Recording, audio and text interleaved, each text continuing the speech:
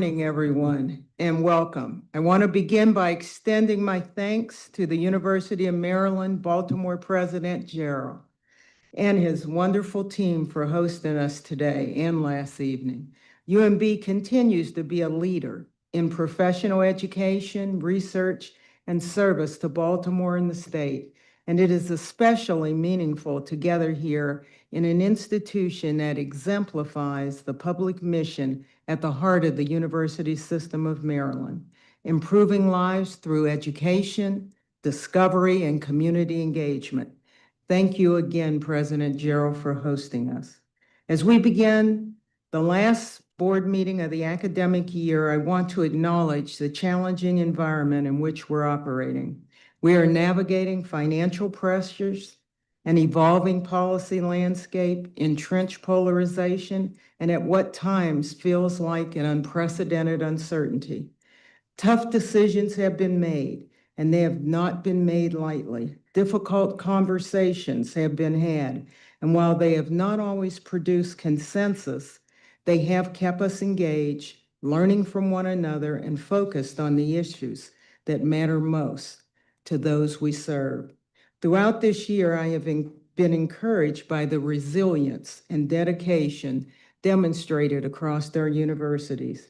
Our faculty, staff, and presidents have remained steadfast in their commitment to students and our shared mission. They've met challenges with determination, creativity, and purpose. They are identifying new opportunities, rethinking long-standing approaches, and making effective use of emerging resources in ways that strengthen our universities and expand our impact. Change and disruption are not strangers to us, and we will meet them with what has sustained us through challenging times: a steadfast commitment to our values, a willingness to listen and learn from one another, and a shared belief in the transformative power of education. Those qualities that have been evident throughout the year, and they will guide us in the year ahead. Speaking of our faculty, staff, and students, you may have seen the slideshow recognizing this year's Board of Regents Excellence Award winners. These awards represent the highest honor bestowed by the board, and each year they remind us of the exceptional talent, dedication, and achievement found throughout our community. Last month, the Chancellor and I had the privilege of presenting these awards to an extraordinary group of individuals. We celebrated faculty whose excellence in teaching, mentoring, research, scholarship, service, and creativity exemplifies the very best of higher education.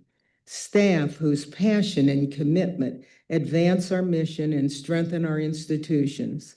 And students whose leadership, service, and accomplishments distinguish them from more than 176,000 students across the system. Please join me in congratulating this year's recipients.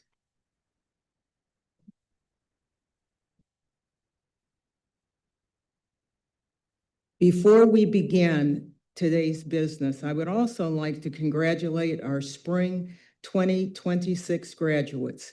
Commencement is one of the most meaningful and inspiring moments in the life of our universities.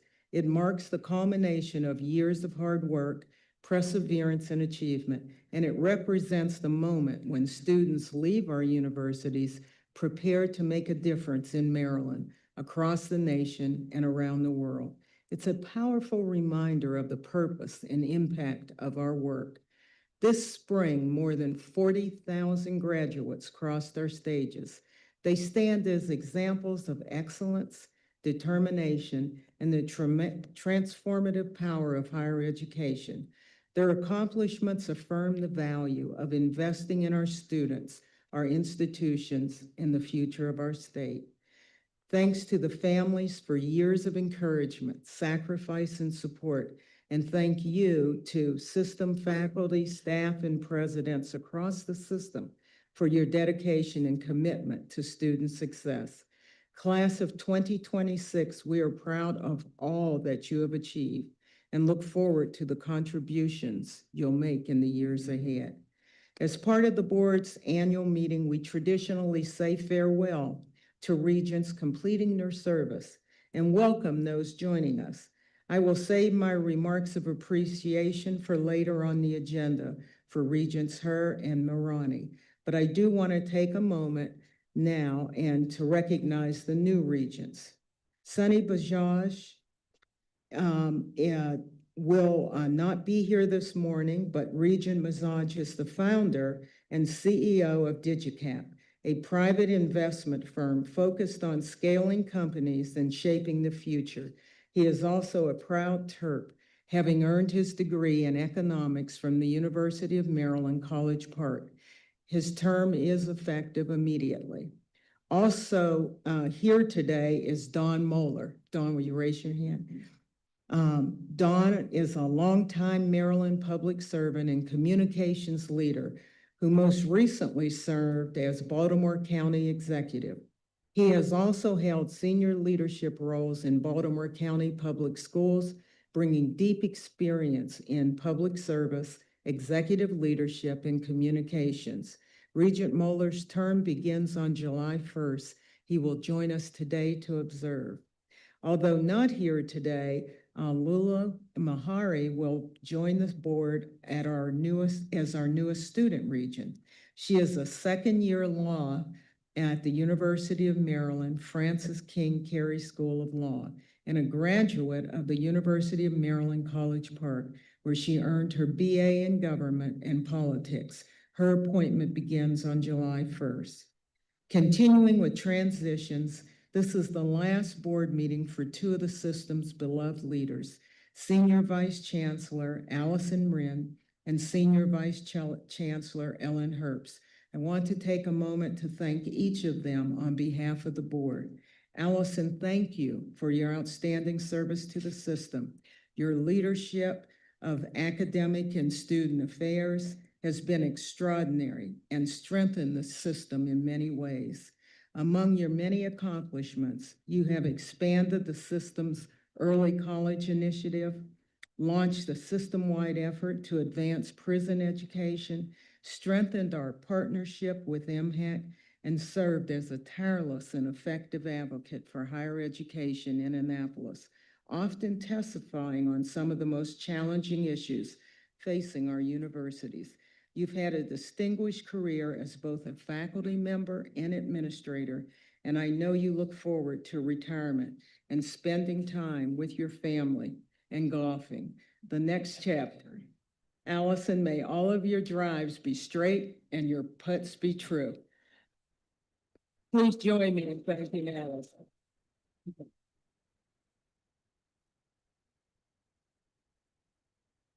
Ellen, on behalf of the board, I want to express my sincere appreciation for your leadership, your counsel, and your service.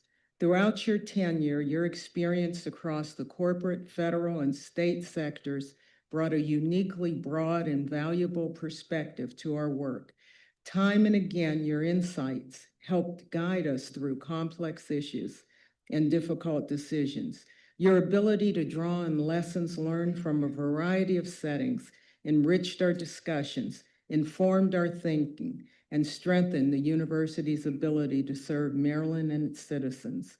Beyond your expertise, I have deeply appreciated your professionalism, sound judgment, and unwavering commitment to the mission of public higher education. You have been a thoughtful colleague, a trusted advisor, and a dedicated advocate for the system and its institutions. Your contributions have left a lasting mark on the University System of Maryland, and those of us who've had the privilege to work alongside you are grateful for your service and your partnership.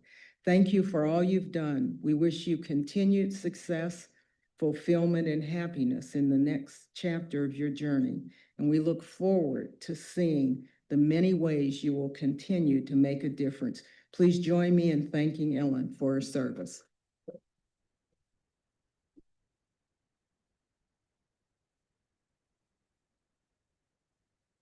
Turning to our agenda, our public comment, we will hear from our host this morning, After public comment, we will hear from our host this morning, President Bruce Gerald, the University of Maryland. We'll then have the education forum, and after the education forum, Chancellor Perman will deliver the annual report to the board. And so, Ms. Wilkerson, we will open it up to public comment.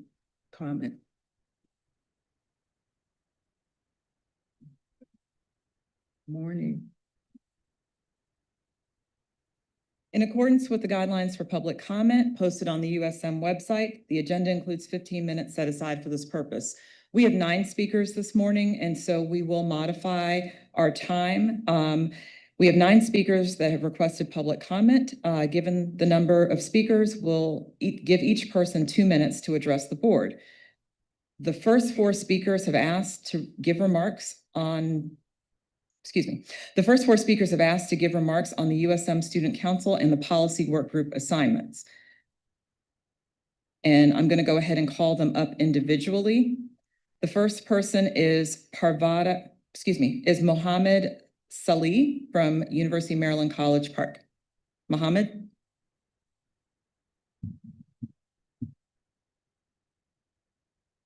Good afternoon, Chair, members of the Board of Regents, President Pines, and distinguished guests.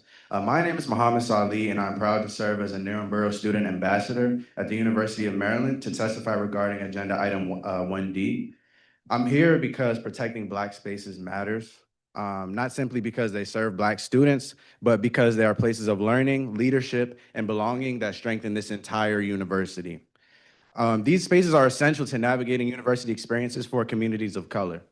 For more than 50 years, Nuremberg has been one of those spaces, and right now it is being failed by the administration entrusted to protect it. Vice President Dr. Georgina Judge chose not to renew the contract of Interim Director Dr. Psyche Williams-Forson with no written justification against the will of the student community, and when pressed, told student representatives that anyone who disagreed could, and I'm quoting her directly on record, kiss her ass. No policy, no explanation, no accountability. This conduct is unacceptable for a senior vice president. Removing Dr.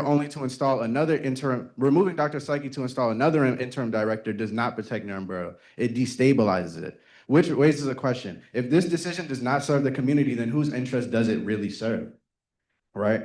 So renovation plans have been stalled. President Pines has offered no written commitment or comment on Dr. Dodge or Nuremberg, even though he knows that our stage is literally held together by duct tape. President Pines, if you're in the room. And even though our Student Government Association has passed a formal emergency resolution, still nothing. We're seeing nothing. So under Maryland Education Article Section 12-104, this board is legally required to monitor equitable personnel management and hold presidents accountable. That obligation does not disappear because it is inconvenient. That is the law. Reinstate Dr. Williams-Forson, fund the renovations, and hold Vice President Dodge accountable. We are watching and we will not stop. Thank you.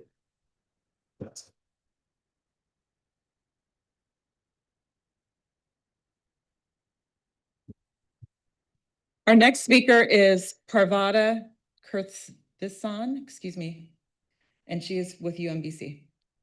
Hello, my name is Parvata Kirtivasan, by the way. Good morning. I'm an alumni from UMBC. I actually just graduated May 2026. I'm a member of BINHI, a Philippine Solidarity organization on campus, which is a part of the USM Divest Coalition. I would like to address Agenda Item 1D on the USM Student Council and 2HI on the review of the Board of Regents Policy Work Group assignments. The fight for divestment has progressed alongside my college career. I got involved in campus organizing my sophomore year, where I learned about the human rights crisis in the Philippines and how UMBC's investments in weapons manufacturers supports counterinsurgency operations there against all forms of resistance to foreign occupation and plunder. I, like many of the other bright minds in this room, have always sought to deepen my education outside of the classroom. And so for me, when the opportunity to go to the Philippines to investigate the impacts of militarization on indigenous communities came up, I decided to go. And from there, I gained a lifetime of knowledge from the bravery that the Filipino people have shown in defending their homeland. What horrified me to learn then is that the fighter jets from Lockheed Martin that our universities are invested in are used by the armed forces of the Philippines to bomb indigenous communities, like in the January 1st bombing of Mindoro.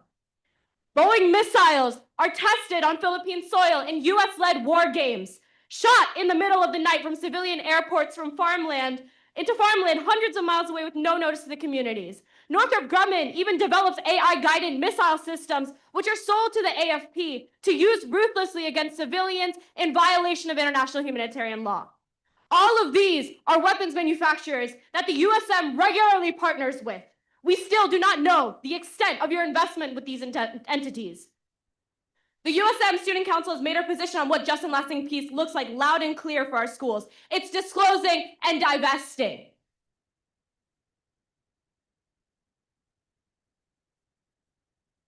Our next speaker is Mohammed Abu Kadir.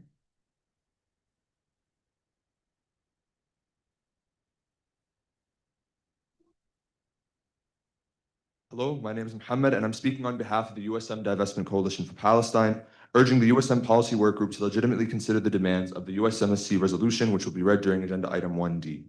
Over a year ago, the student body at USM's flagship university, the University of Maryland College Park, joined UMBC and Towson University in demanding that USM divest its $2 billion endowment from weapons manufacturers in light of the ongoing US-sponsored genocide in Gaza. Utilizing the USM's ad hoc committee to consider ESG policy requests, UMD SGA submitted the resolution. 3 months later, on May 28th, we finally received a response, a disappointing letter filled with excuse after excuse, justifying the system's continued complicity in the genocide of my people in Palestine. The letter claimed the USM cannot disclose its investments because of confidentiality agreements with its investment managers. The over $2 billion endowment is a public resource managed by governor-appointed representatives claiming to support the public's interests, and yet it's outsourced to private fund managers. As stewards of an investment that large, you must ensure our universities are not sustained through bloodshed. We cannot in good conscience benefit from a murky endowment, and we demand that this fund not be used to further the death and destruction of oppressed people around the world. The letter claimed that divestment poses a reputational harm because it could be viewed as not supporting our own country's interests. When the US government was in full material support of apartheid South Africa, would you have refused to divest then? Especially under this current administration, is opposing the government's interests our greatest worry? Does it outweigh the reputational risk of investing in companies that murder children? Time and time again, instead of addressing the actual issue at hand, the board has laundered its continued complicity through technicalities. We're talking about genocide, not events in the Middle East, as you said in your letter. Why don't you take it more seriously? Why isn't protecting human life a priority in your ESG policy? As it stands, your students are protesting the genocide and accusing the system of complicity in it. Yet, we're consistently ignored. You won't even deny it. Your refusal to address the bloody elephants in the room completely disregards the suffering in Palestine, Lebanon, Iran, Cuba, Sudan, Kashmir, the Philippines, and all around the world. The indifference is abhorrent both morally and reputationally. Thank you, Mr. Abu. Take a stand and divest now or be remembered for supporting genocide.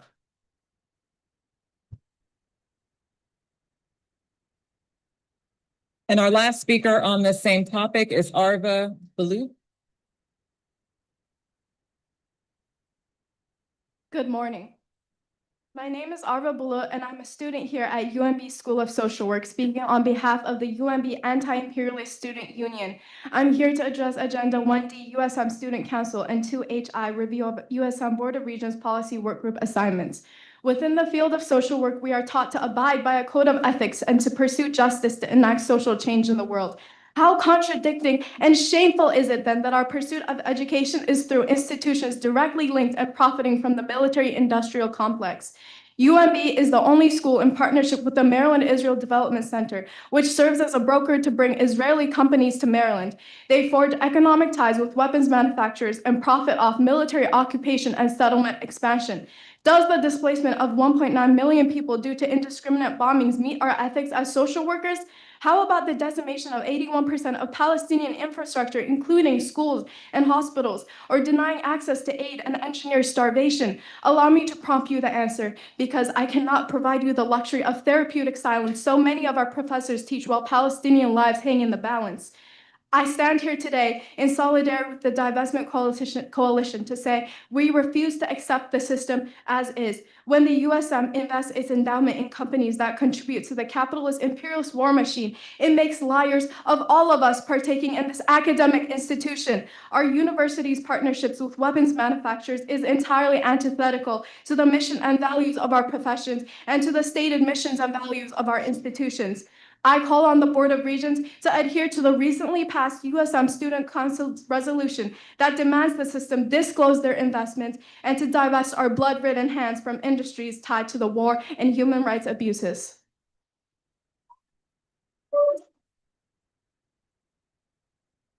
Our next five speakers will address collective bargaining. First, we will have Patrick Moran, President of AFSCME Maryland Council 3.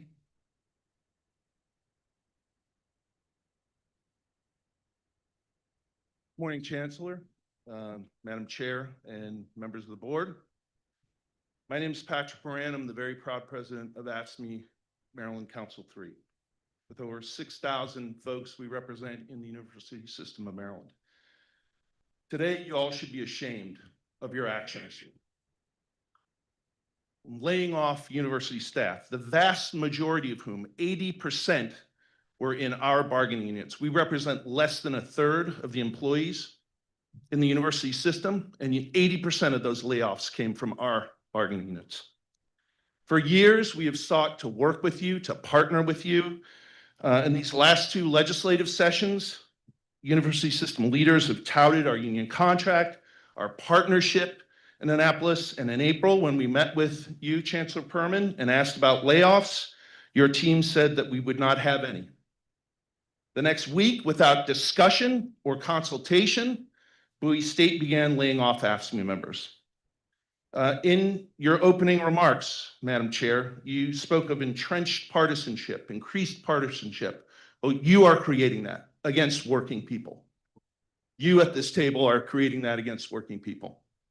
Earlier this year, we asked to meet with President Pines at UMCP. We scheduled a meeting for Tuesday, June 9th.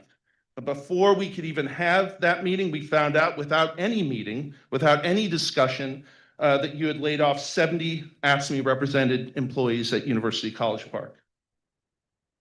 We had an emergency labor management meeting committee right after these layoffs, but when we asked what actions, plans, or ideas there were to prevent these layoffs, silence, nothing.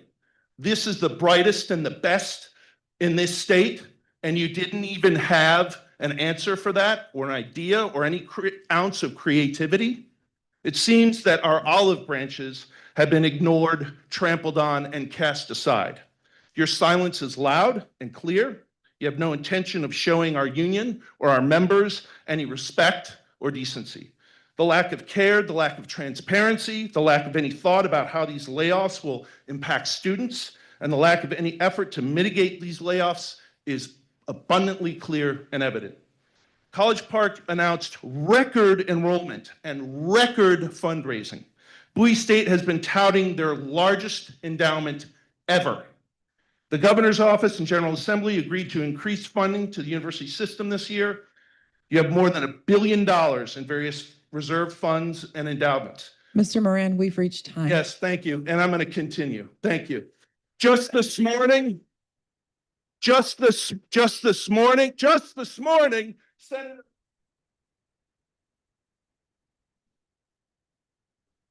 the university system had been allocated the money they needed to fund our contract.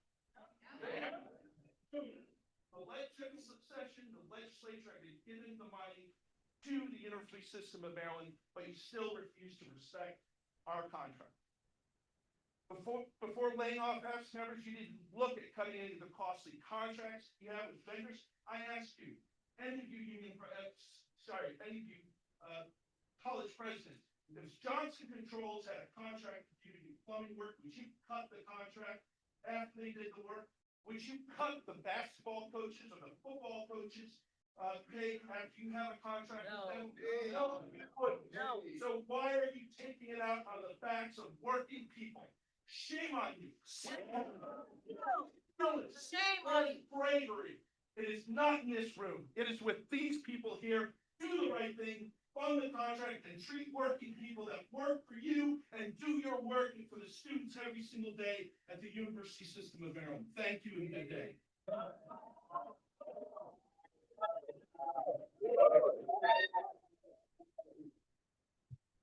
Our next speaker is Emily Leek from College Park.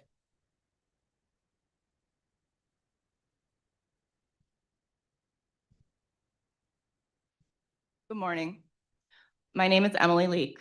In simple terms, I help care for and prevent students from dying by suicide. I've worked at University of Maryland College Park for almost 5 years, and I've been a licensed therapist for almost 10 years. I was recently laid off from my position as the integrated care manager and triage specialist in psychiatry services and substance use at the University Health Center in College Park. I graduated from College Park with my undergrad and my master's. Both of my parents worked at College Park and UMGC and retired after many decades of service. My role, and uniquely, what was my role, as I'm the only sole integrated care manager on campus, was a critical part of the university's mental health safety and infrastructure system. I assessed and provided treatment recommendations for high-risk students, identified students who needed more intensive services than campus could provide, to monitor depression and suicide risk indicators, track student hospitalizations, help students navigate the intersection of medical and mental health concerns, and ensured students did not fall through the gaps in care. The gaps in care is important. No one is proactively contacting these students now before they reach a crisis point. No one is making sure students attend the services that their medical providers referred them to in the health center. No one is making sure they aren't getting more depressed or suicidal because I send them surveys that let me know that. I was the one paying attention to those things, and I knew where to look for them. The work didn't disappear when my position was eliminated. It's been redistributed to already burdened staff who don't know how to do what I do, and it's creating delayed referrals, fragmented follow-up, communication breakdowns, and increased risk of student death and suicide. My position was not the only one in mental health or at the health center that was eliminated. Clinical positions. The university also laid off my wonderful coworker, Karen Hennessy. She's a lovely psychiatric nurse practitioner who cares for some of our highest risk students, a care therapist who provided therapy to survivors of sexual assault and power-based violence. They were also laid off. An insurance specialist who helps students and providers navigate insurance. Ms. Leek, issues. we've hit time. Thank you. I just want to say one more thing. If mental health is truly a priority, staffing decisions must reflect that at the health center. I urge the Board of Regents to re-examine these layoffs, reconsider the decisions, and ensure mental health services are being strengthened for our medically and psychiatric complex patients that we serve at College Park. When the university politics starts interfering with mental health decision-making, students pay the ultimate price, often with their lives.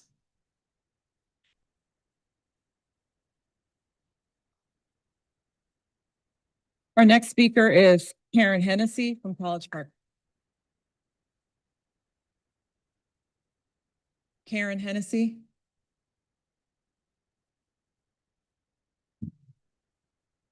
Good morning. My name is Karen Hennessy, and I am one of the 73 ASME represented employees at the University of Maryland that you laid off last week.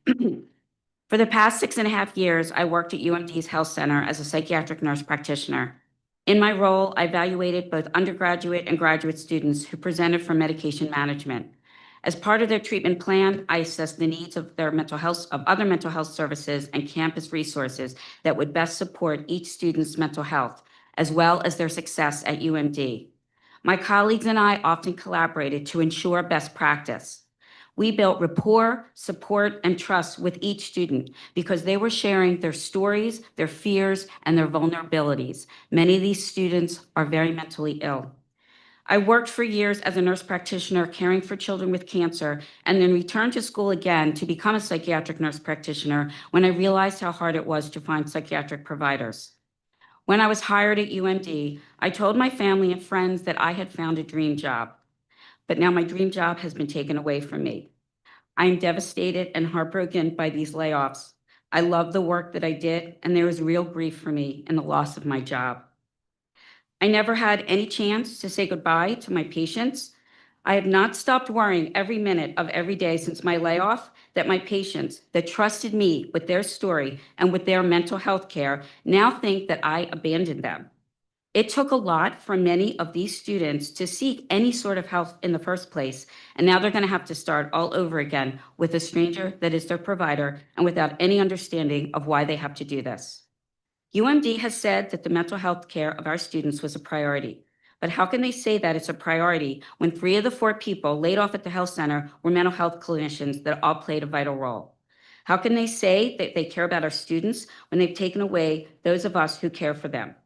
How can they say that they care about their employees at UMD, that we are a family community, when our lives were disrupted and you shut us down in a 5-minute Zoom meeting? Why? Ms. Hennessy, we've decisions reached made time. Without any input from the people who are actually in the trenches every day and who do this type of work. To all of the USM leaders here today, you make this right. You can choose a different path that doesn't involve cutting your frontline staff who directly support students. Please listen to your workers, work with the union, and honor our union contract.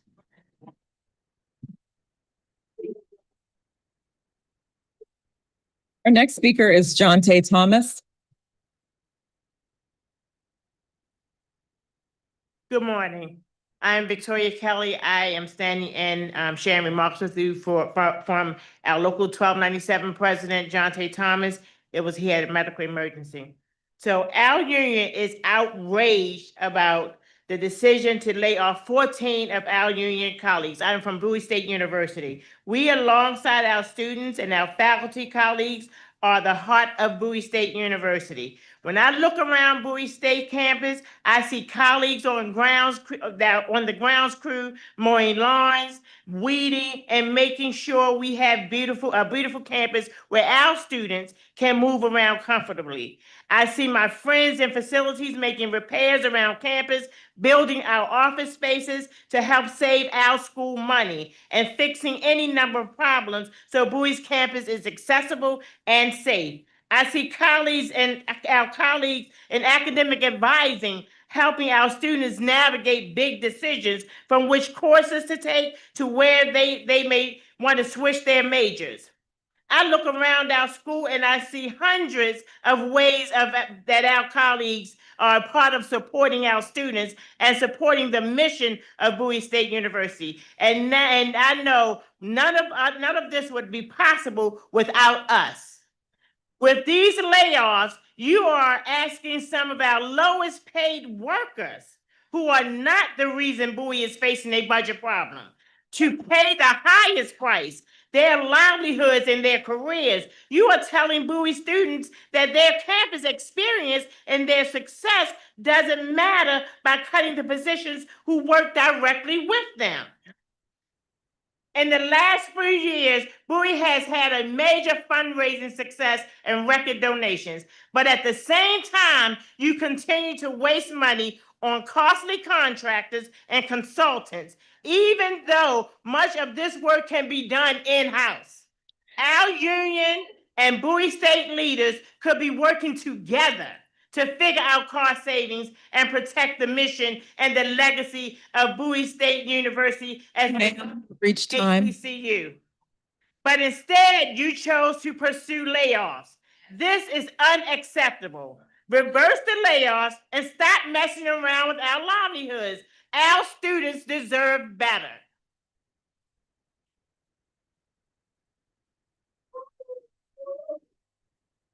Final speaker this morning is Todd Holden.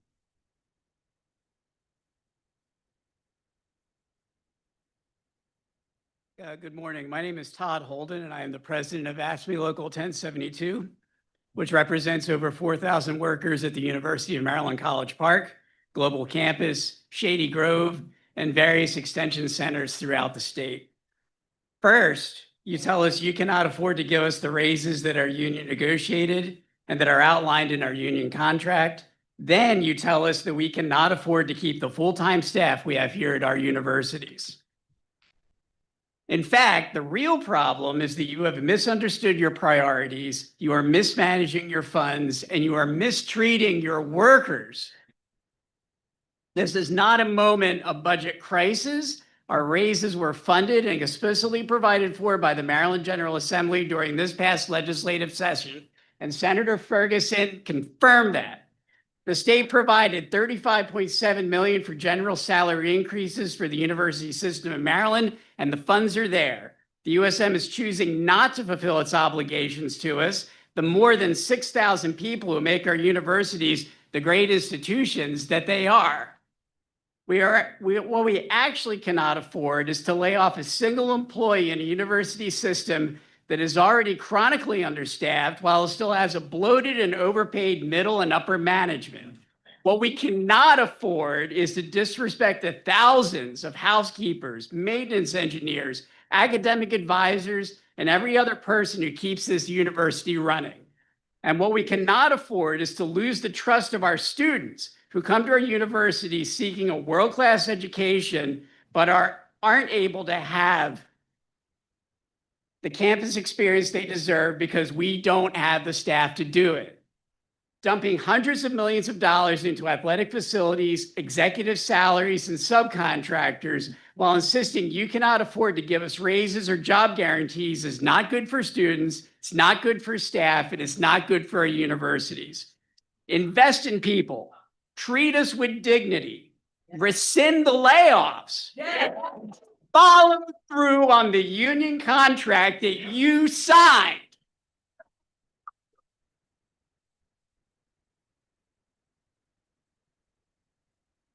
This concludes public comment. Thank you.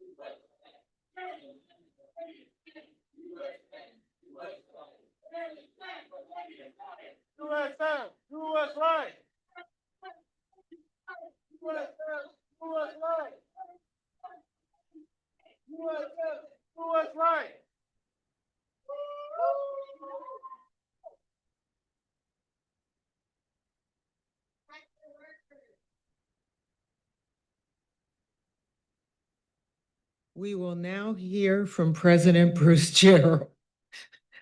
The floor is yours.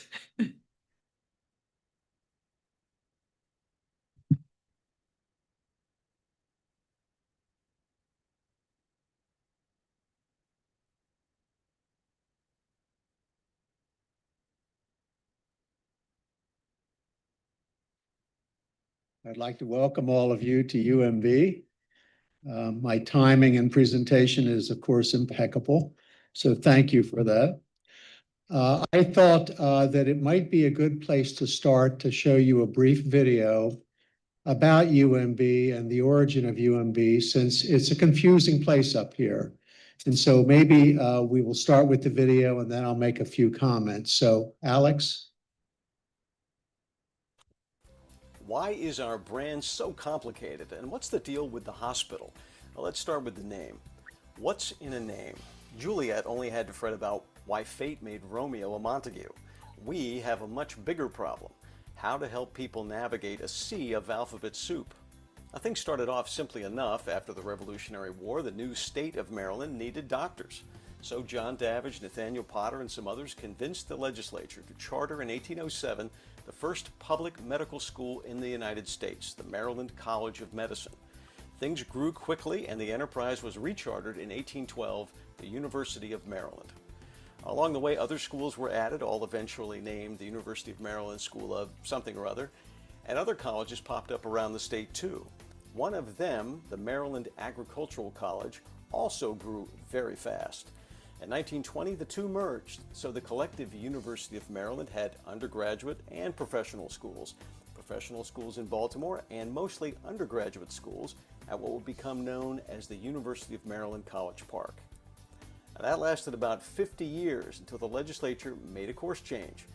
The two halves of the University of Maryland were separated into the University of Maryland at Baltimore and the University of Maryland College Park, and joined three other state institutions, UMBC, UMES, and the University of Maryland University College, what we now call UM Global Campus, to form a 5-campus University of Maryland network.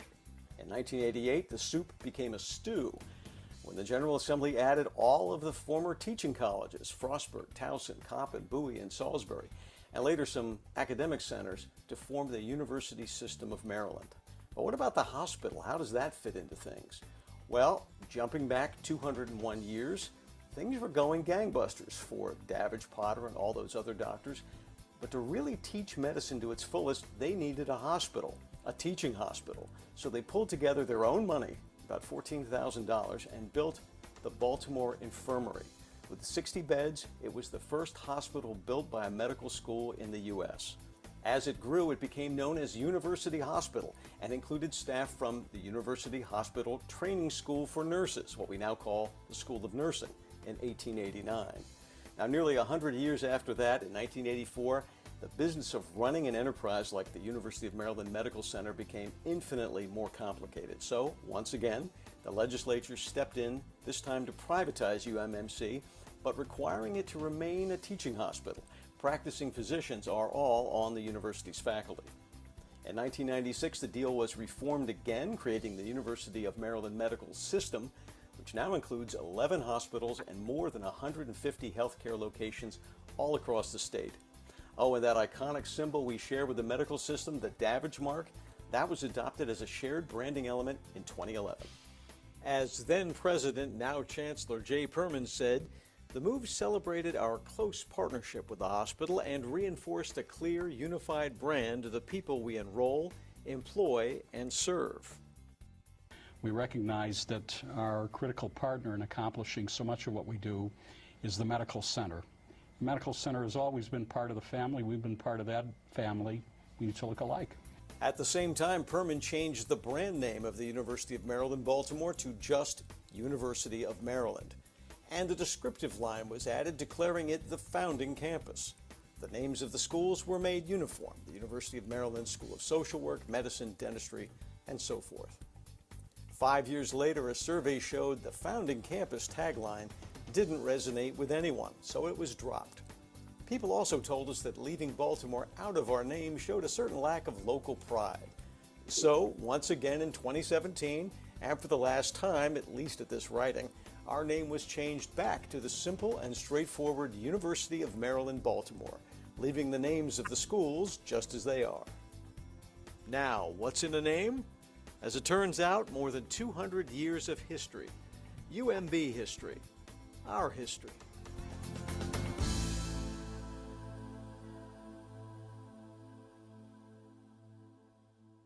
I'm sure that clarifies it very much. Welcome. You've just seen a video about our student and educational programs. And I think you all know we have the professional schools up here. So education is a fundamental part of this institution. What I would like to do is give you a brief picture of another fundamental part of this institution, and that is some life-saving kinds of things that we do up here every day. I'd like to start with a patient named Jessica, who's 41 years old. She's from Silver Spring, and she endured the disease, sickle cell disease, for her entire life. And for those of you who are acquainted with this disease, It's a disease where your blood cells don't function properly. They get clogged up in the vessels and they cause severe episodes of severe pain, ultimately leading to death. So this is a lethal disease, and it's been around for a long time. And I do remember back long enough to remember as an intern, when we had these patients, there was no treatment except narcotics. These patients suffered long and hard, and it was very debilitating. Today, I'm happy to tell you that's not the case. And just last April, Jessica, the patient I just mentioned, was the first patient in the state of Maryland to receive an adult sickle cell disease gene therapy treatment. This is a new treatment where her own stem cells are removed from her body, are taken to a sophisticated lab in our cancer center. Genes are added, and then those blood cells are put back into her body, stem cells, and they repopulate the body. Now, in the past, this was done by a major cell transplant with a lot of immunosuppression and other drugs. Today, it's you transfer the gene and suddenly you've got a brand new blood situation, which is good. And in the clinical trials, over 90% of the people who get this treatment are cured of this disease. So it's wonderful to see the first adult sickle cell cure in this state, but I will tell you, it took a lot to make this happen. And we didn't discover the therapy here. That was discovered over the last 20 or 30 years. It required extensive NIH, Gates Foundation, corporate funding, you name it. A lot of money was poured into this, and eventually it led to gene transfer therapy. But you can't just do this in your backyard or your kitchen sink. It requires very sophisticated facilities to do. It requires a faculty members who are very dedicated to this, who devote their time to it. And it requires a university, again, like UMB, to create the environment where these faculty members can focus on a particular disease and see how you really have impact on Marylanders. And I would say that fits very much in with the mission of UMB, which is to improve the human condition. I'd like to mention a second case. The second case is just as dramatic, and it's a patient named Becca. Becca, who in 2021, in her late 30s, began having severe headaches. She wasn't sure what was going on. 3 weeks later, she finally got attention, a head scan, etc. She had a lethal disease called glioblastoma. Some of you have heard of glioblastoma. If you think of Senator McCain, Senator Ted Kennedy, they had glioblastoma diagnosed. Within 13 months, they were both dead. It's a lethal disease with a terrible prognosis. So here's our Becca with a diagnosis of glioblastoma. What would you do if that were you? And you would look for the best next treatment for that. Well, it turns out the next best treatment was being developed right here at UMB. It was a neurosurgeon named Graham Woodworth, and Dr. Woodworth had this idea that if you do a certain thing called focused ultrasound, you can treat the patient. So you need to all know, you have a brain, I hope. Your brain has a barrier that keeps bad things out and lets good things in. Chemotherapy is a bad thing, isn't it? And so your brain can't do that. But if you do this particular treatment called focused ultrasound in the area of this brain tumor, the chemotherapy can get in. It can do what it needs to do. It can treat this disease. So remember, lethal disease, new therapy, the concept, the platform, the mechanism to do this developed at UMB by a neurosurgeon. Well, here she entered a clinical trial. She says, I want to be part of that. And so she entered it with 34 other patients here at UMB. She's now 41 years old, so she's 5 years out. Remember, the median survival of this is 12 to 14 months. 40% of the patients in this series so far is already past 3 years. I call that hope. I call that success. I call that what we're here to do. That's part of the UMB mission. It's not to say we're unique in that respect. It is to say we're driven in that respect. Now, you all have heard medical breakthroughs, and they're easy to talk about, but let me talk about one other kind of breakthrough. We also on this campus have a School of Law and a School of Social Work. They're both very good. There's a great example to tell you about that Professor Mike Milliman, who is one of our School of Law professors, had done with a large group of students. And here you see a slide of the Ungers. The Ungers were a group of people in Maryland who were incarcerated, but they were incarcerated with a faulty legal procedure being done. So the Supreme Court of Maryland, back then the Court of Appeals, made the determination that these people were wrongly imprisoned, and they needed to either be retried or they needed to be released. Now, you can imagine most of these people were incarcerated for 20 or 30 years. It's a different world out here now. There's a thing called cell phones. There's all of these other things that have happened in society, and yet they have grown up. They've spent the last decades in prison. How are you ever going to consider releasing them and have them productive lives? So Professor Milliman and the law students and social work students worked with these individuals, worked with the state system, developed a whole process of pre-release and post-release care so that these individuals would get the kinds of attention, the kinds of resources they need to reintegrate into our society. You might ask, why not retry them? Well, for the state of Maryland, that would be a huge undertaking. And so the question is, well, maybe they should be released. Well, the question is it safe to release? And so what Professor Milliman and his students found was that the recidivism rate for these individuals was 1%. If they came out of prison, only 1% went back to prison. If you look at the general prison population, it's a much higher number, and I've seen numbers as high as 40%.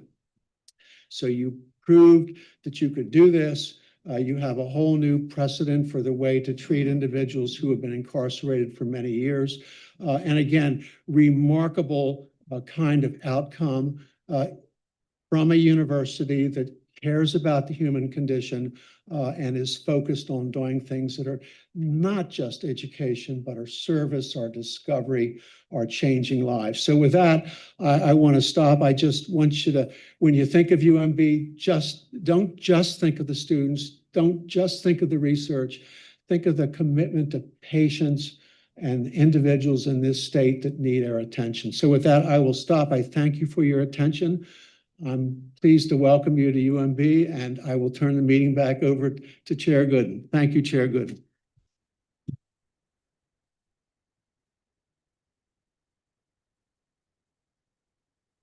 Thank you, President Gerald, for a very enlightening presentation.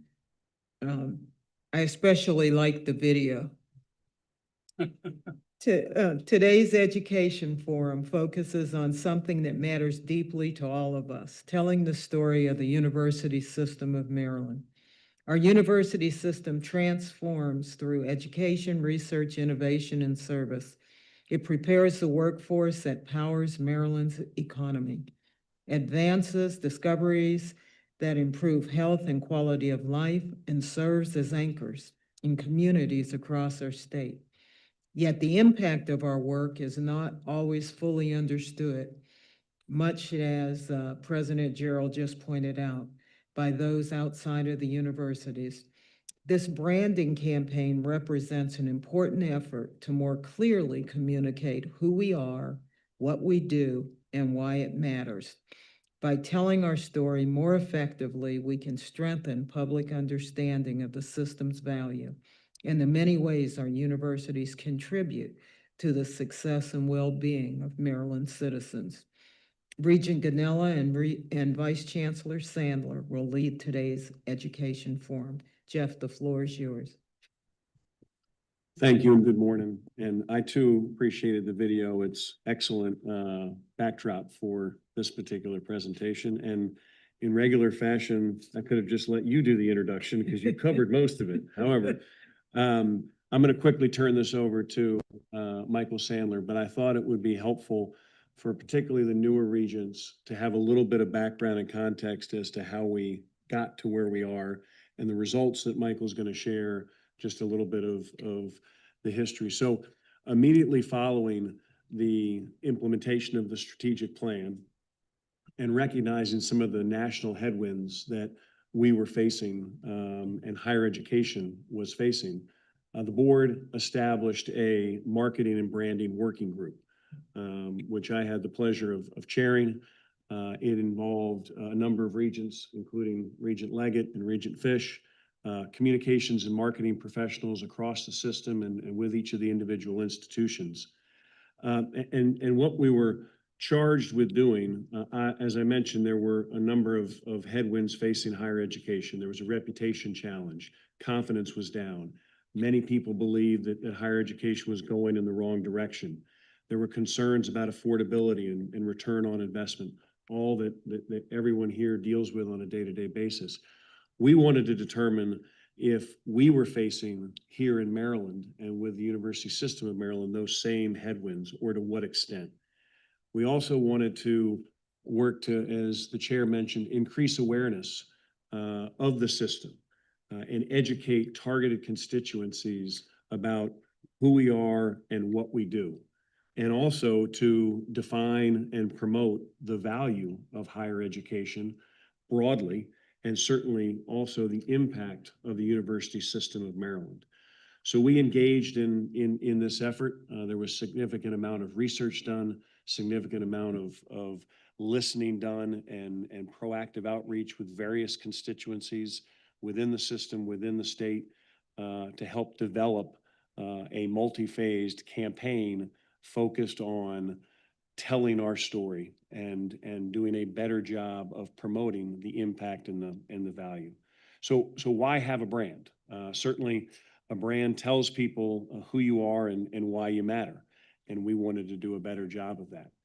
Certainly it establishes our place in the market. And part of this was to elevate the role and the impact of the system with key constituencies, both from a recruiting standpoint of students, but also to decision makers and elected officials in Annapolis and all of those that we interact with. And it's also important to counter the narrative that we talked about. We felt very good about who the system was, but not enough people knew who the system was. Not enough people knew who was in the system. Not enough people knew about the impact that the system was having. And we wanted to tell that story and tell it in a more proactive and aggressive manner. So we worked to establish that. We created a multi-phased approach and ultimately launched the campaign that is referred to For the Good of Maryland. And it was that tagline and that theme that all of the activities in the initial phases were created. This board enthusiastically supported this overall campaign. They approved the launch of the multi-phase effort and helped guide us in the implementation and the execution of that. So the goal this morning is to update you on where we are, present the results of that first phase, and then talk about where we go from here. So with that, I will turn it over to Mr. Sandler. Thank you, Regent Ganella, and good morning, Regents. Good morning, Chair Gooden, Chancellor Perman. It's great to be here today. As Regent Ganella mentioned, we're here to talk about our brand and okay, we are not clicking. There we go. Our brand is For the Good of Maryland. We are here for the good of Maryland. We are here to change the world for good. And as we like to say, a better world begins with Maryland. Our pillars align with our strategic plan. Last night, I heard Chair Gooden mention that our strategic brand is built around our students, and so is our brand. As you'll see, all of our pillars talk about the impact throughout the state that we make, our commitment to accessibility and students, our role in shaping the future, and our work to solve problems. Our brand is intended to educate, inspire, and excite. Our strategy was focused on Maryland, DC, and Northern Virginia. We selected a target audience that includes prospective students, students and parents, policymakers and business leaders, and the Maryland general public. You'll see that we used a mix of, well, they're supposed to be moving, a mix of static and animated ads along with video and audio to tell our story. We featured students, there we go, students, faculty on several of our campuses. We told stories about breaking barriers, working in the community, and driving innovation and discovering new ideas. Our goal was to show how we serve the state and beyond and what's possible at the USM.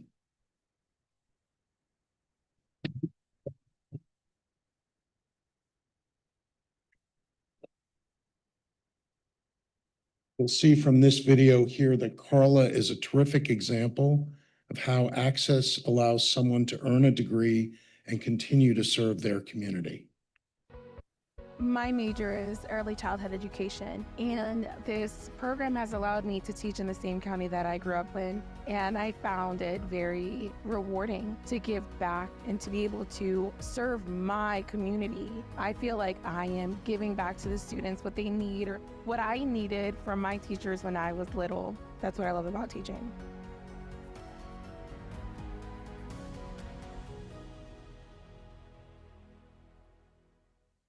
And this was one of many of our videos that we put into the market to tell stories about our students on different campuses, our research, and our impact that we make. You'll see that we have a diverse media allocation for our 2 years in market that began in October of 24 and just completed this last cycle. Our strategy was to meet our target audience on platforms they use frequently while seeking mediums where we could get the most for our investment. It was also intended to achieve different goals. Some platforms were effective in driving landing page visits, while others were more effective at encouraging video views and completions. Social media and streaming services were among the most successful, but we also took advantage of banner ads and ads that target audiences based on demographics and follow them as they move from one website to the next. Each month we met with our team to understand the metrics and adjust our media mix to better reach our audience. And the outcomes were really good. You'll see that we had 77 million impressions, which is a fancy way for saying the number of people who saw our ads. 12 million people watched our full ads. We had 219,000 people click on our ads, engagement, and ultimately that led to our landing page where they could learn more about the university system. Just a few more numbers to give you here. We earned 36% more impressions than we contracted with, so that resulted in greater exposure. Our click-through rate for social media was 2.5 times the national average. Our video completion rate for YouTube was nearly twice the national average and exceeded online and connected TV national averages. Facebook and Instagram outperformed all sources of driving landing page sessions, accounting for 42% of all landing page sessions. Among our students, our best story that we received the most interaction with was about an aviation student at the University of Maryland Eastern Shore. Among policymakers and business leaders, the most popular ad was about a startup founder who graduated from the University of Maryland at College Park. So great stories, great results, but ultimately the most important measure of our campaign was how we moved the needle on public opinion. Now, you'll all recall the first slide that I showed was about national headwinds that higher education is facing. I don't have to tell anybody in this room there are great challenges nationally about how people feel about higher education. When we started this campaign in 2023, we did a survey of students, alumni, and the Maryland general public to measure their opinion on higher education. We did that same survey in April and May of this past year to see how we moved the needle. There was one additional question that we had in the survey that was not in the previous survey, and that was whether or not people saw the advertising that we put into market. You'll see from here, these are the number of students, alumni, and residents that were participated in our survey, and that's the percentage of people who reported seeing our ads. Those are extraordinary numbers in terms of 2/3 of all groups reported seeing our ads. So what did they say? Well, first of all, just about every student and alumni surveyed and 3/4 of Maryland residents agreed that it is very important for the state to have a good higher education system. And among those who didn't say it was important, most of the rest said it was somewhat important. We are fortunate to be in a state that values higher education. Nationally, only 42% of Americans cited a great deal of confidence in higher education. In Maryland, however, nearly all of our students and alumni and 3/4 of Maryland residents said they had a positive view of higher education. And you'll see here, many of those who didn't say it was positive was neutral, which means there is room to persuade more people. Fewer than 10% of residents and 7% of alumni were negative about public higher education and just 1% of students. So again, that's a counter to the national trend. In terms of whether or not we're headed in the right direction, nationally, 70% of Americans believe U.S. higher education is going in the wrong direction. In Maryland, it is just the opposite. Nearly 2/3 of residents and students say the USM is headed in the right direction. That's up notably for both groups. And when you look at people who have no opinion, which is, in my mind, the persuadable group, those numbers have gone down since the original survey. So we are making progress with people who don't necessarily agree we're in the right direction. That's an important point to note.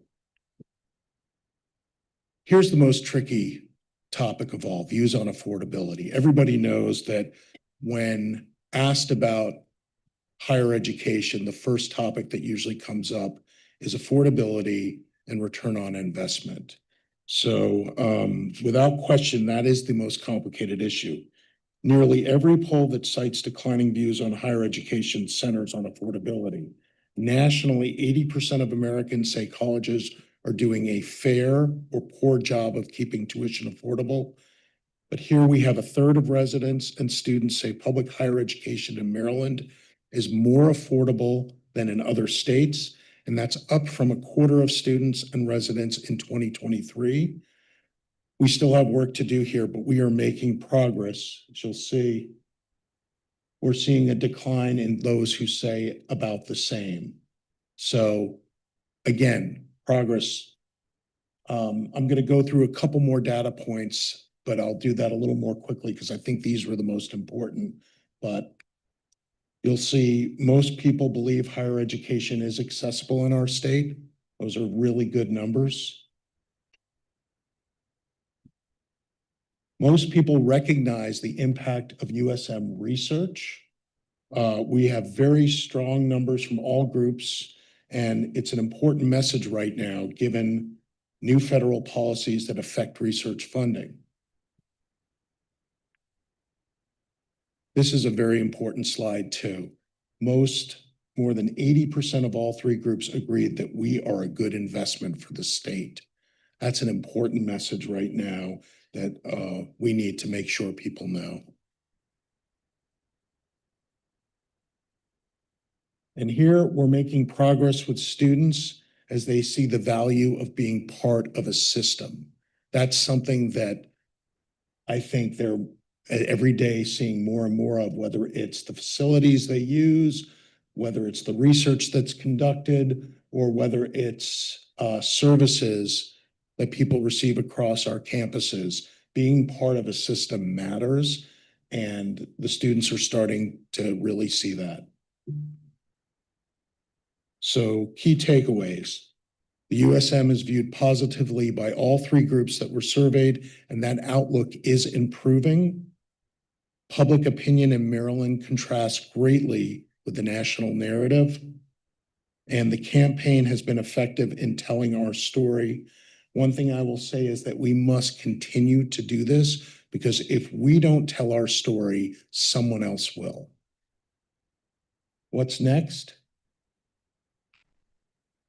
So we plan to, this phase of the campaign had ended. We will begin the next phase, a 3-year campaign. We'll create more content and more creative assets, telling all the stories that we can about our students and faculty and staff. We have a brand toolkit that we plan to share with people so we can spread that message across our system and other people can help tell our story.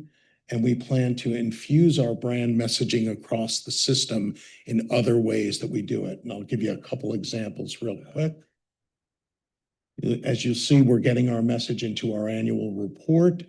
We also this year did a social media campaign with our universities and our communications teams there, and that was led by our students, where each of our students got to tell a little bit about their experience at their school and show the value of being part of a system. I'll give you just one quick. I'm Casey. I'm from Western Maryland. I attend UMB at the School of Medicine. I decided to come to UMB because they have a program called the Rural MD Scholars Program, which is centered around bringing physicians to medically underserved areas in Maryland. And I've spent my whole life in Maryland, and ultimately that's where I want to end up.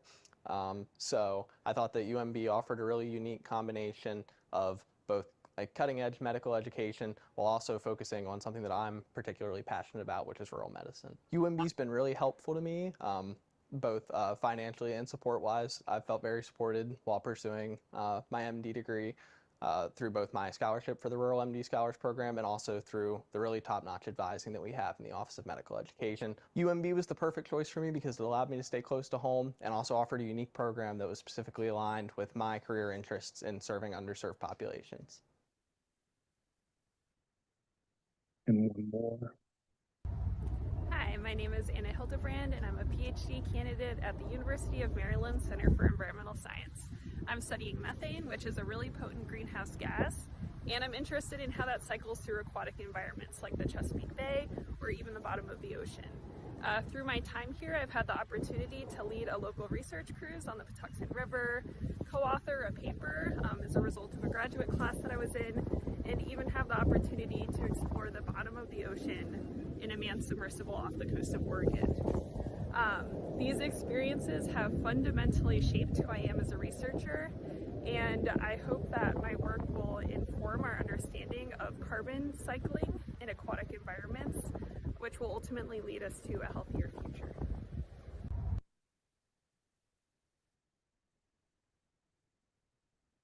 And it's great co-branding that shows both our campuses brands along with our system brand. Lastly, we are in the process of developing a new website for the USM. You could see screenshots here of the design.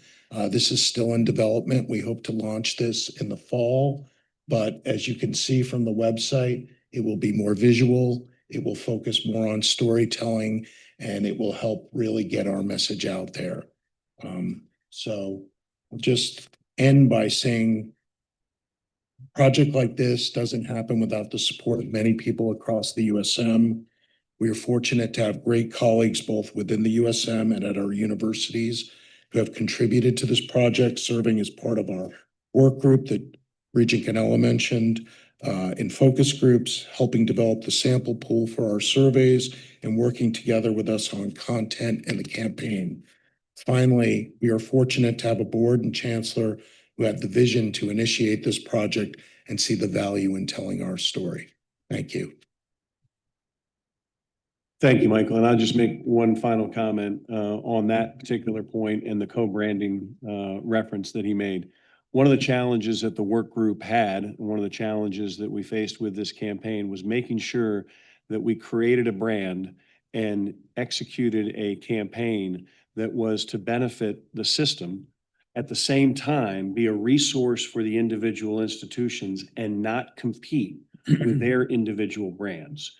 Each of the institutions have their own branding and marketing efforts, and we wanted to make sure whatever we did on behalf of the system could be integrated into what they were doing, not be competitive, and actually that some of the institutions could use this brand either in a co-branding way or even as a resource for them to sort of increase some efficiencies and effectiveness. So I want to thank the presidents for the engagement in this process throughout this entire effort, for all of the support that they've given the work group, for their communications professionals that have been part of this effort. We've worked hand in hand, and it's only been possible because of the support and the leadership of the presidents as well as the board. So thank you, Madam Chair.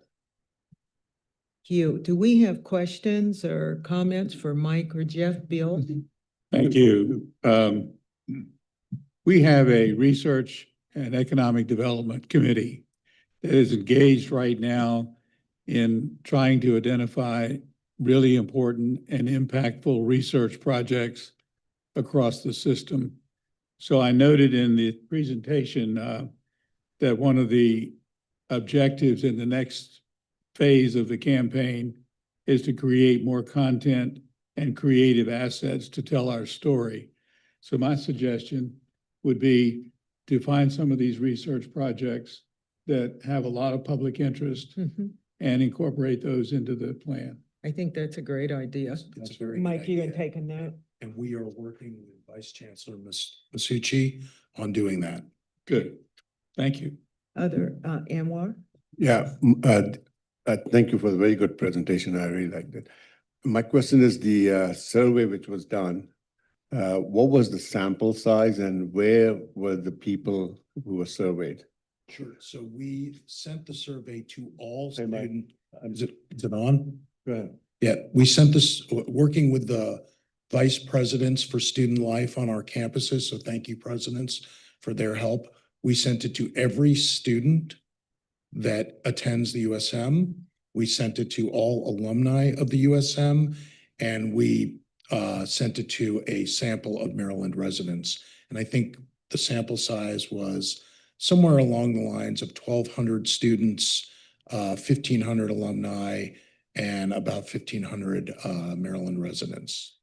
My only concern was that did we survey the low-income people in the Maryland? I mean, obviously, if the survey is done with the people who are affluent, can afford it, might have a different response than people who looking for ways to get some financial aid or opportunities to go to the universities.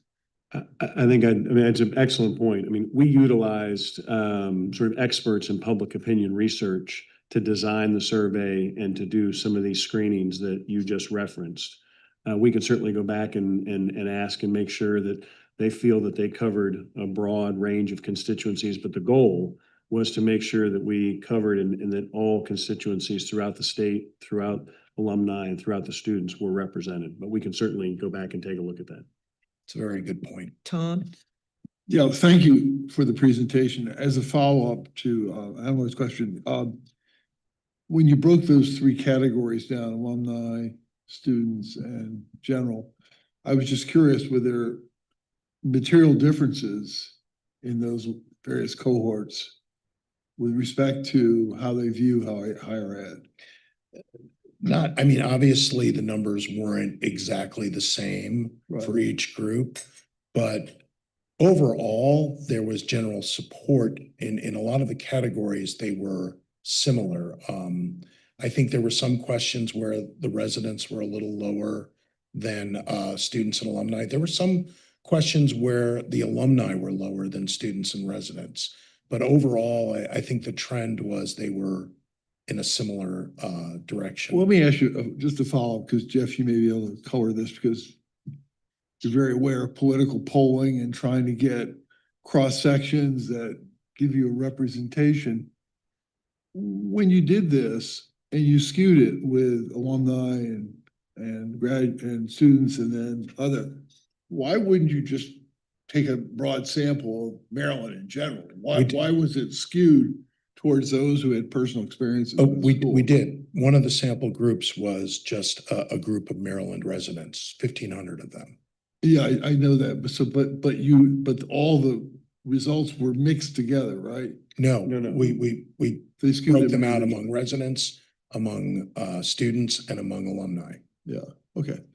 So is that sample size 1,500, do you believe, of not, what I'm getting at is obviously people that have an experience with Maryland may have a very different view than those that don't. And so I was just trying to understand those differences. I think most polls will tell you, pollsters will tell you that that is a sufficient sample size to get a sense. Thanks. Any other questions for Jeff or Mike? Well, hearing none, when this began, we weren't sure where it was going to go or what the results were going to be. And I have to admit, when you sent out the second poll, I was a little nervous, but because of so much that's going on in the higher education world. But it's very refreshing to see that not only did we do as well as before, we did a little better. So thank you for all of the work here. I think the next phase is going to be equally as challenging because finding those areas that will capture the interests of the public at the same time showcase the work that's done across the system is going to be a challenge. And so good luck, Jeff. Thank you. Just make one last comment. I apologize. No. But I think it's really important because I think sometimes this group, particularly the board and the presidents, might take this for granted, but we're focused on some of the headwinds that higher education is facing. But another important goal here was increasing awareness about the system, who it is and who's in it. I think we sometimes forget that there's still significant percentage of people throughout even our state who don't always understand who the system is, what institutions are part of the system, and that they're actually connected and the value of a system. So that is a big part of this effort and will continue to be going forward. Yeah, particularly since everyone doesn't say University of Maryland. Yeah, so now we're going to move on to the Chancellor's annual report. Chancellor Perman.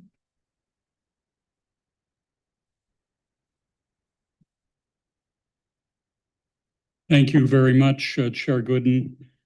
Good morning, everyone.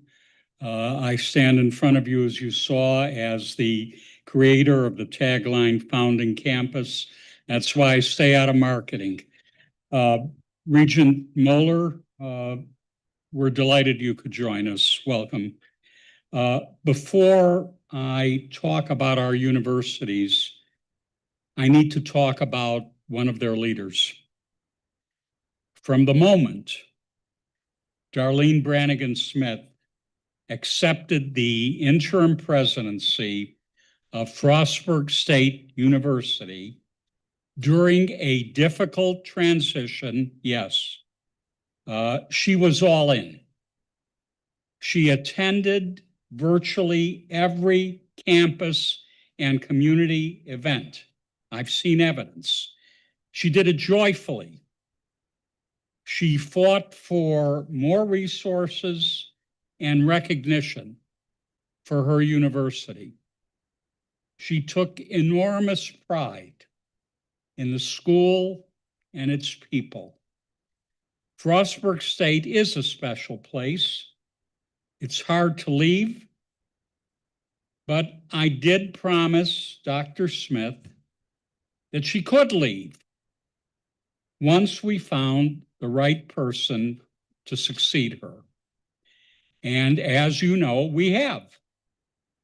But we won't forget what President Smith has done for Frostburg State and the community it serves. Could we show her our gratitude?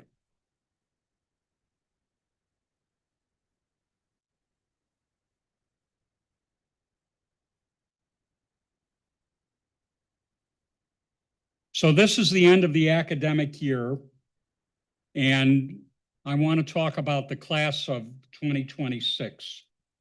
Our last board meeting of the year gives us a chance to reflect on the thousands of students we graduated, like UMB's Daniel Raskovar, who left a career in finance to find more meaning, more fulfillment in social work.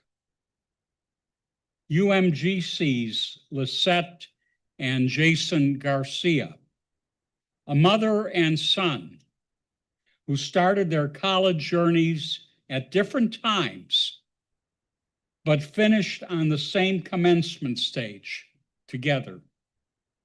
UBalt's Ayanna Roberts, who was on her own at 17, who started a business only to see COVID take it away, who began a degree at UBalt only to stop out when she couldn't make ends meet, but she wouldn't give up. And she graduated from UBalt this spring. Then there's Coppin State's Latia Carter. Latia is a Baltimore native who graduated from Coppin with a perfect 4.0, earning degrees in computer science and math. She's starting her work on a PhD. Latia is also a first-generation student whose parents were only 14 and 16 when they had her. And right around commencement, she posted a video that's gone viral, millions of views. In it, she raps about her success, the fact that she's beaten the odds that were stacked so high against her. And she raps about her love for the school that put her on this path. President Jenkins, I know you've seen terrific growth following record retention rates and fast climbing enrollment among men. I know Coppin State was flooded with more than 23,000 applications this spring, a record high. But I have a feeling your admissions office is about to get even busier because of that video. Congratulations. UMGC graduated 9,000 students this spring. I got to hand out a few diplomas with President Fowler. They were from all 50 states, 25 countries and territories. But closer to home, the university celebrated its largest class of graduating 3D scholars. These are Prince George's County students who earn college credit while still in high school and complete their UMGC degree in less time, for less money, and with less debt. Congratulations, President Fowler. And among UMES's graduates are two from the very first class of STEM stars, supported with a Driving Change grant from the Howard Hughes Medical Institute, the only one awarded to an HBCU. STEM Stars aims to put more underrepresented students on a path to a PhD or an MD PhD. Yes, Victoria Castile and Paul Foster just finished leg one of that journey, completing their bachelor's program in only 3 years. Yes, President Anderson. UMBC certainly knows a little something about producing underrepresented doctoral students, this spring, the school's famous Meyerhoff Scholars Program celebrated a massive milestone. 500 Meyerhoff graduates have earned STEM PhDs. UMBC remains the country's #1 school for producing Black students who go on to earn PhDs in life sciences, engineering, math, computer science. It's the #1 school for Black MD, PhD graduates, accounting for 15% of these degree holders nationwide. President Ashby, thank you. The USM at Southern Maryland celebrated graduates of the Southern Maryland Engineering Partnership, a pathway shepherding students through the College of Southern Maryland, the community college, and into College Park's Clark School of Engineering. Without those students ever leaving the region that needs them to stay. Of course, our success in graduating students depends on our success years earlier in reaching them. And again, the USMSM is all in on pathways that we're building so many of us in this system. The center just hosted the annual Southern Maryland Teacher Pipeline Summit. That's a collaborative effort to strengthen the region's education workforce. And it was those efforts that yielded in this session a brand new law facilitating an early college teacher pathway in Southern Maryland that we're facilitating. Dale Nesbury, Dr. Nesbury, thank you again for your leadership in this. Meanwhile, College Park is fearlessly tackling affordability. The university is covering full financial need for first-time, full-time students whose family income is under $75,000 a year. It's part of the university's Terrapin commitment, which eliminates unmet need for all Pell-eligible in-state students. That is more than 8,000 Terps so far. So thank you for your leadership, Provost Rice. And Frostburg, with the approval of this board, Frostburg State is expanding in-state undergraduate tuition to students in states across Appalachia, reinforcing its mission as a regional access university. And at Bowie State, celebrating its largest graduating class in history, Bowie is prioritizing local access with a fast-track admissions program for students in Prince George's County Public Schools. The university has awarded more than 600 scholarships to county seniors for the fall.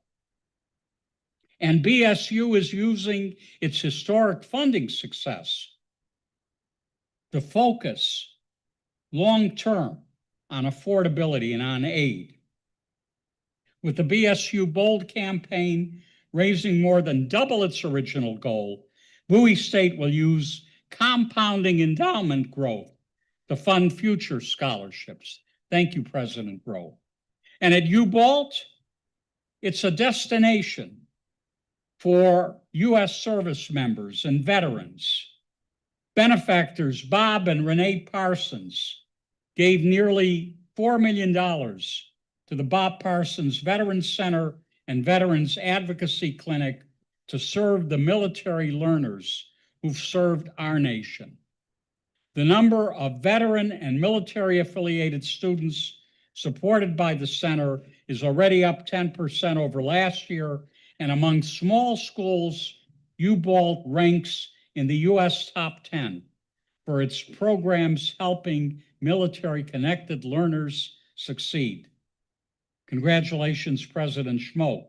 And let's go over to Hagerstown, to our USM at Hagerstown. It launched a degree this fall in applied computer science and just debuted its complementary state-of-the-art lab to engage local learners and strengthen the pipeline into computer science careers. This lab just opened its doors to high school students learning game design and animation. Thanks, Jacob Ashby.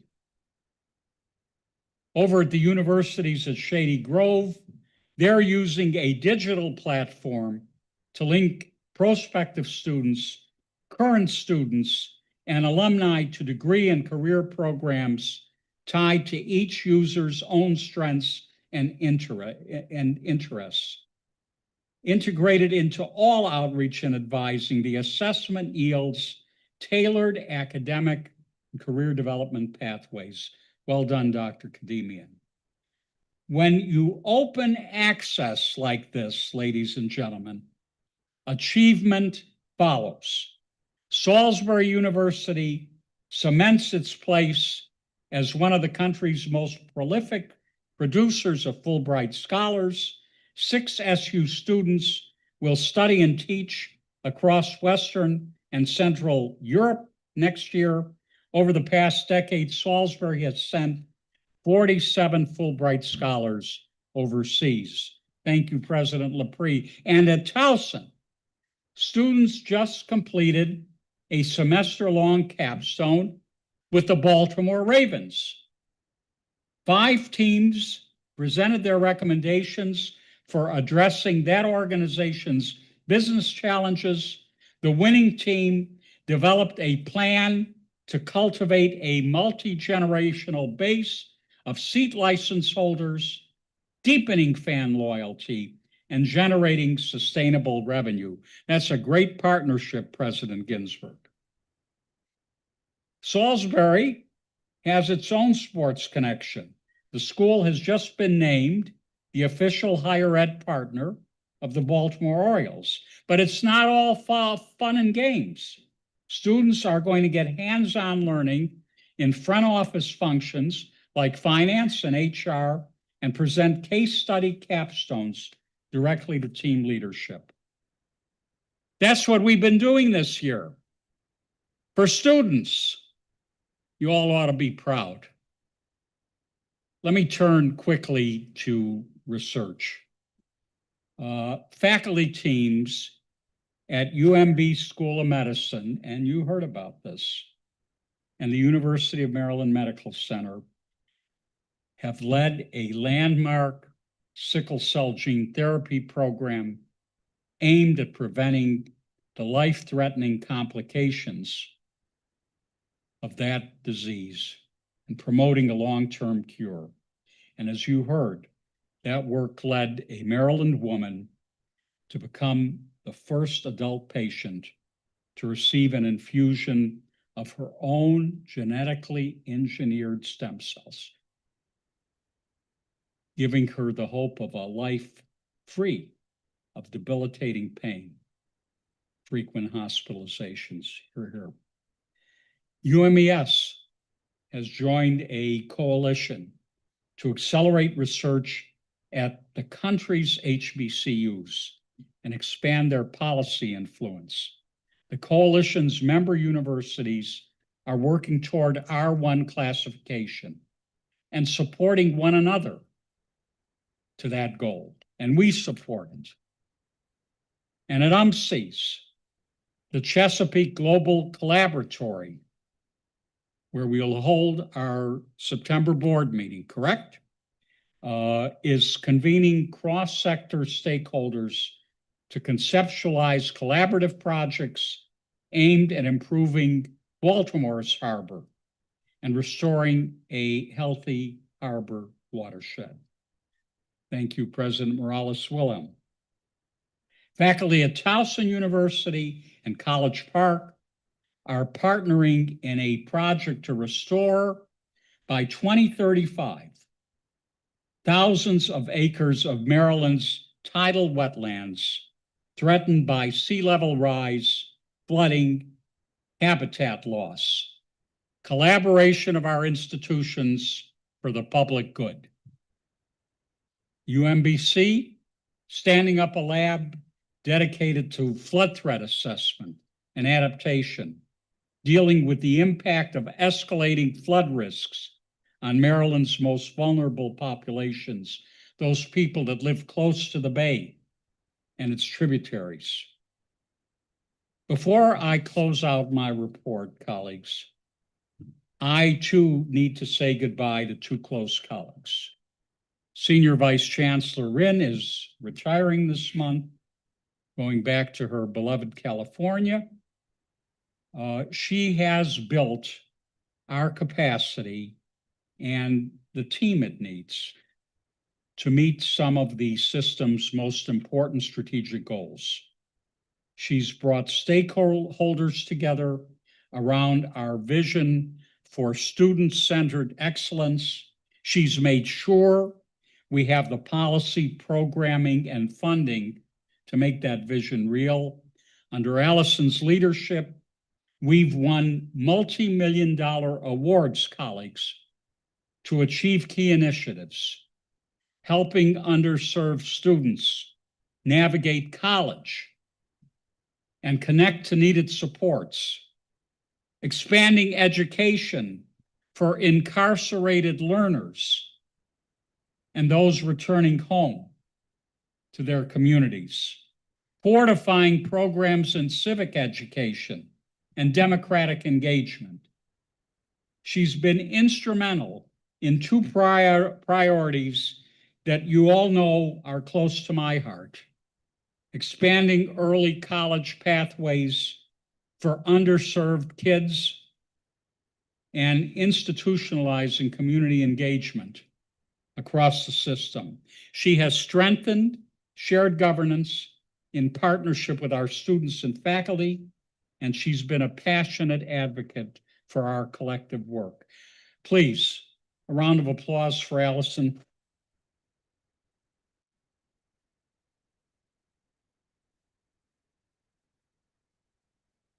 Thank you. Now let me pay tribute to Senior Vice Chancellor Ellen Herbst, who leaves the system to, as she says repeatedly, go home. To leave the system for her beloved alma mater, the University of Delaware. Ellen has been central to this system's success. There's almost nothing we do that doesn't bear her mark, that doesn't benefit from her knowledge, her counsel, her leadership. She is omnipresent. In many ways, Ellen has modernized the USM.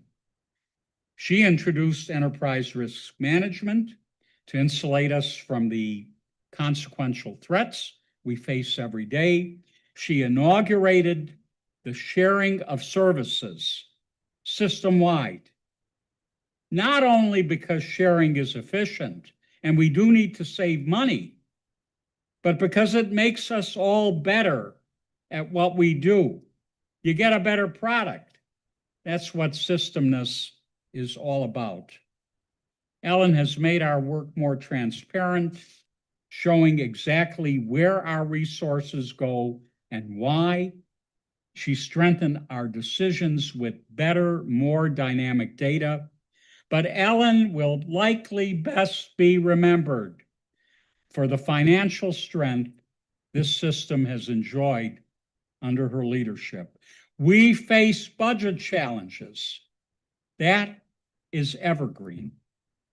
But with Ellen at the helm, we could be confident that we'd be nimble and resilient in dealing with them, that we'd have plans and contingencies for any scenario, that we'd steward taxpayer money, tuition payer money, with full care and integrity. As much as we'll miss Ellen, I know we are grateful that she gets the homecoming she deserves. Back to the state where she was born and raised, and to the school that shaped her, and we've seen it, extraordinary professional life. Please, again, I ask you to join me in thanking Ellen Herbst. Please stand.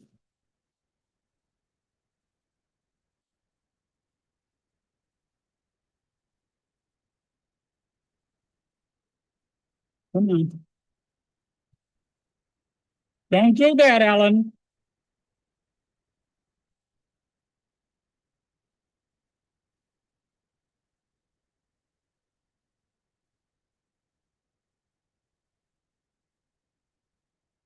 Thank you. Thank you very much. More than deserved.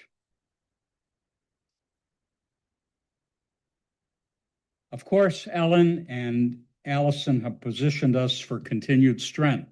That's the point of having great leaders. And our transition plan, I think, has also positioned us to go forward confidently. I think we're joined by our incoming leaders today who will try to fill their shoes. UMB Provost Roger Ward will be the interim Chief Administrative and Strategy Officer as a loaned executive from UMB. Dr. Ward, please.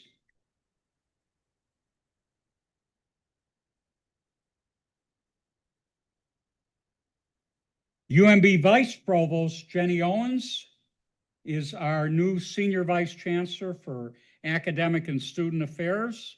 Dr. Owens.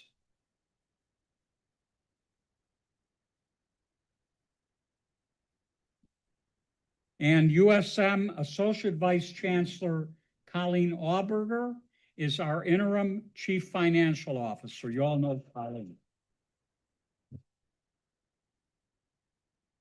I'm lucky, I think we're all lucky to have these people step in, ready to go.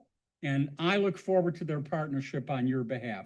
Madam Chair, thank you for indulging me. This concludes my report. Thank you, Chancellor. Any questions I have a for the question, Chancellor? Chancellor. Yes, sir. The research you were talking about, Mark Ginsburg, President Ginsburg did with Ravens. Can do a research, we can find out a recipe for Super Bowl win. You want to address that? I want it. Any other questions or comments for the Chancellor? Yes, Bill. I just have a comment regarding the participation of Darlene Smith as the interim president at Frostburg. I just want to say that I had the honor and privilege of participating in bringing greetings at 2 commencements about 2 weeks ago. And it was as though you, Darlene Smith, had been president for 20 years. The audience was so receptive, so excited, so energized. And I just want to thank you for your leadership that Chancellor Perman has referred to, and wish you all the best moving forward. Any other comments or thoughts? If I have a comment, Yes. I would like to understand why you all are sitting here complicit when people are dying as a result of the actions and the policy that you are making and the investments. I mean, come on, have a heart. Like, I really cannot sit here and listen to you all just parade around and accomplish and talk about your accomplishments while people die as a result of the actions and the decisions that you are making. I honestly, I cannot believe this. Where is your humanity? Where is your heart? Where is it? Because it's not in this room today. It's not in this room today. Honestly, I can't believe this. People are working hard and busting their ass for your comfort. For your comfort. The reason that people are coming to work and doing this is so that you can have all this fancy stuff. People are here suffering and dying. What if it was your daughter or your son who lost their job or who suffered and hates themselves because or the people that are going to kill themselves now because you fired a therapist? What about that? But you don't have to deal with it because you can sit right here, right? But you don't have to deal with the actions that are right in front of you. because you can just sit in this room and parlay and act like everything's going on. But that's not okay with me, all right? That's not okay with me. Y'all should be ashamed, and I can't listen to this anymore. And I will be leaving now. Y'all should be ashamed.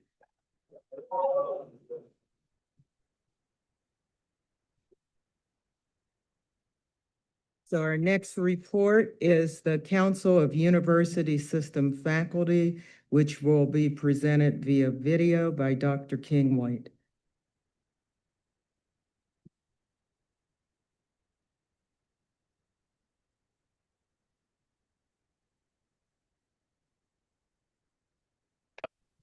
All set, yeah.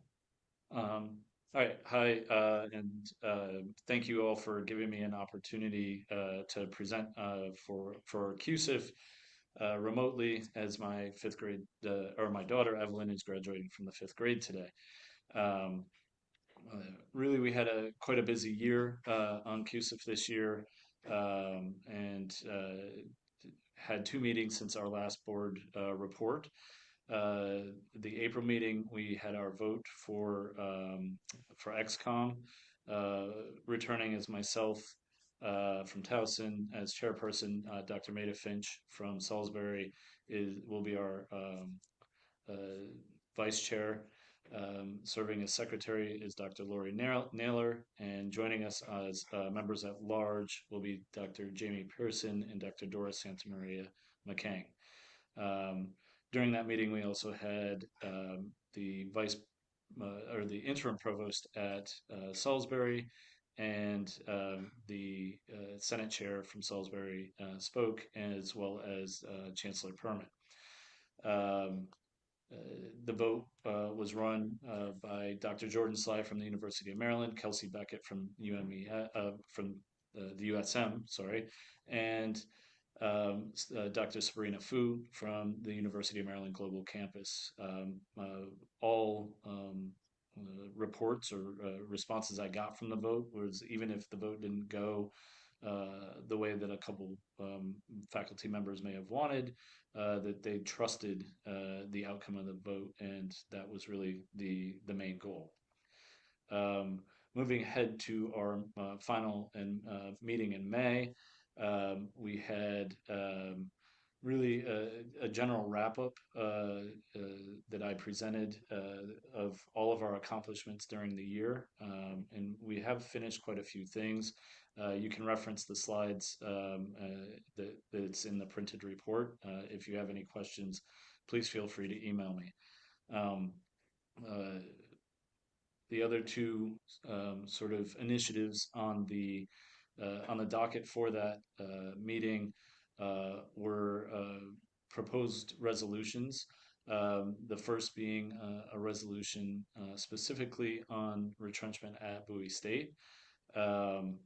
Though there was significant pushback amongst some faculty members about it not fitting the purview of CUSIF, it did ultimately pass by a vote of 22 yeses, 0 nos, and 6 abstentions. This was reported and has been passed up to the board. The other initiative we did not have time to go through at the time during that meeting, as the discussion around the Bowie resolution took quite a while, is on a faculty-led committee, asking for a faculty-led committee on the use of AI in research and maybe best practices around that. That is something that faculty in the research committee of CUSIF have indicated that they'd like to continue working on. And if you have questions on either of those, again, feel free to reach out to me. So in review, as a total, as a year, it's been one of the most, I don't know if exciting is the right word, but just an engaging year for me, intellectually and personally, to serve as the chairperson of CUSIF and get to meet the boards of regents and the presidents and other administrators within the USM. And I really do appreciate the compassion you've shown me with our daughter's health, as well as just in general. Getting to know each of you has been quite a nice experience, and I look forward to serving in this role again next year. So thank you very much, and I hope you have a nice summer. We want to thank Dr. Sorry. We want to thank Dr. King White for providing the video presentation. And now we'll move on to the Council of University System Staff, Mr. Prouty, who is live and in person.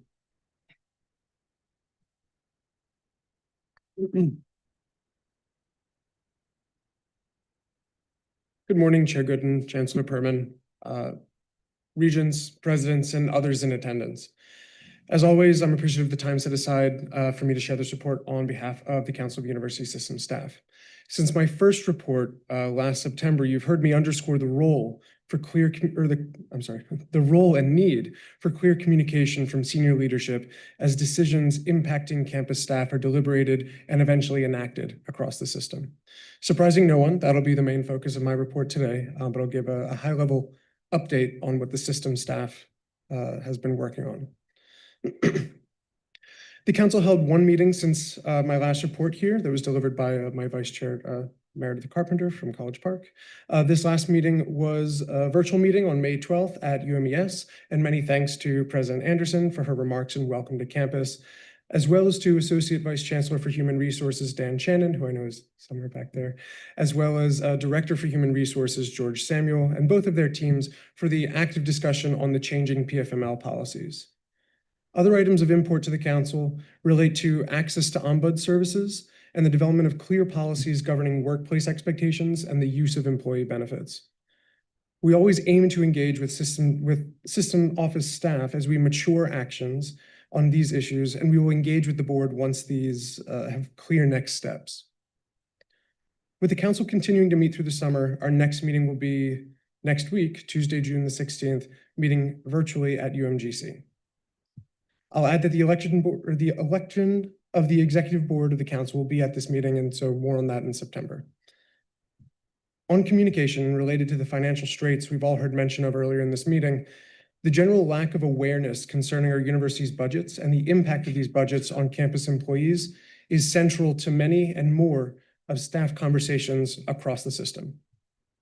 First, on a general understanding of university budgets, the role played by philanthropic funds, research dollars, tuition dollars, fees, and funds appropriated by the state, it's far from simple. But we've all seen and heard how the myths, the misunderstandings, and the lack of clarity stand to make the work of the system more complicated. I hope that the board and system senior leadership can find creative ways to help to help campus employees understand the financial landscapes that they and all of us are operating within. The council believes that a lack of clear communication on these issues can and will do more damage to morale, retention, and productivity than the deliberate and clear sharing of bad news or good news from campus leadership. Second, and regarding recent impacts to staffing at several of our universities, I want to acknowledge that even with clear communication, some groups may still contest necessary efforts to right-size at our universities. From the staff perspective, while the resulting tension reflects the anxiety that job loss and erosion of stability just means for all of us, the council believes that these disruptions can be mitigated again through a better understanding of university finances, but that this dialogue in its various forms are vital to the process with which we're all engaged. All of that said, we maintain that a clear, timely process of communication should always be standard practice. If anything, my role here is to remind members of the board and senior leadership across the system that many staff across the system are eager to understand, contextualize, and share with our peers the various realities on our campuses as a part of the shared governance process. I therefore hope that we can continue to set a high standard of communication and further navigate our shared pitfalls and successes together. With that, I'll conclude my report. Thank you, Mr. Prouty. Any questions or comments for Mr. Prouty? Seeing none, thank you for your report. We'll now go to the Council of University System Presidents, President Bro.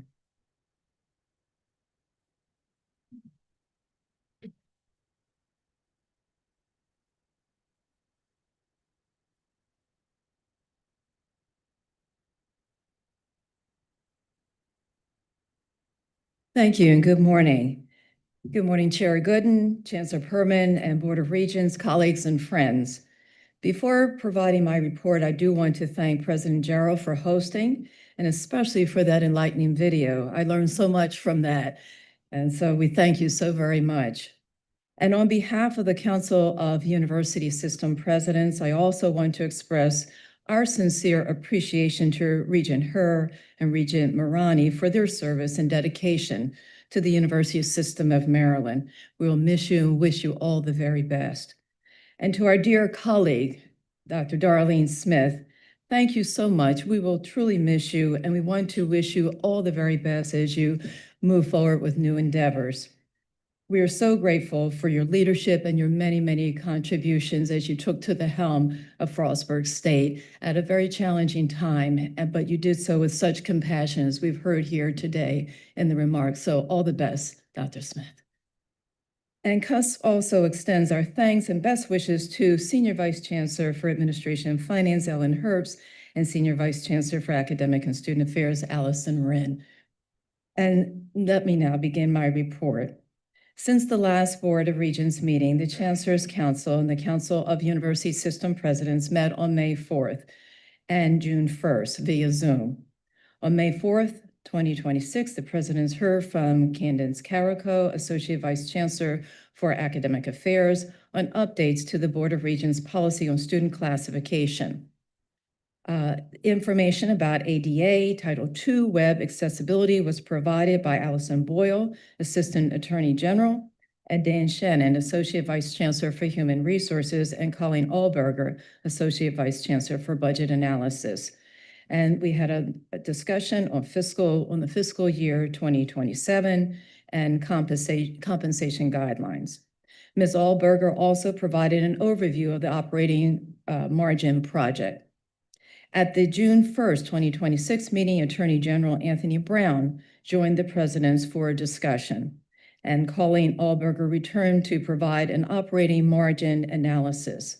Michael Eismeyer, Associate Vice Chancellor for Information Technology and the System's Chief Information Officer, reported on the Canvas cyber attacks. Finally, Chancellor Perman discussed upcoming leadership transitions at the System Office, as we've heard earlier today. And finally, as I close out my report, I believe it bears noting and recognition on behalf of CUS. We want to extend our deepest appreciation and congratulations to Chancellor Perman on his 20 years of service to the University System of Maryland. We appreciate your continued leadership and commitment to advancing the mission of the system and its institutions. And we look forward to working together to continue our mission under your leadership. Thank you, Chancellor Perman.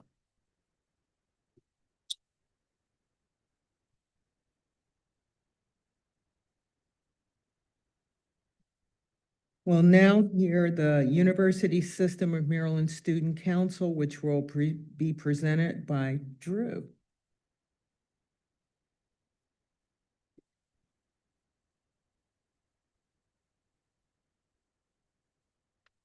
Thank you. Yes, I'll be presenting on behalf of Jefferson today.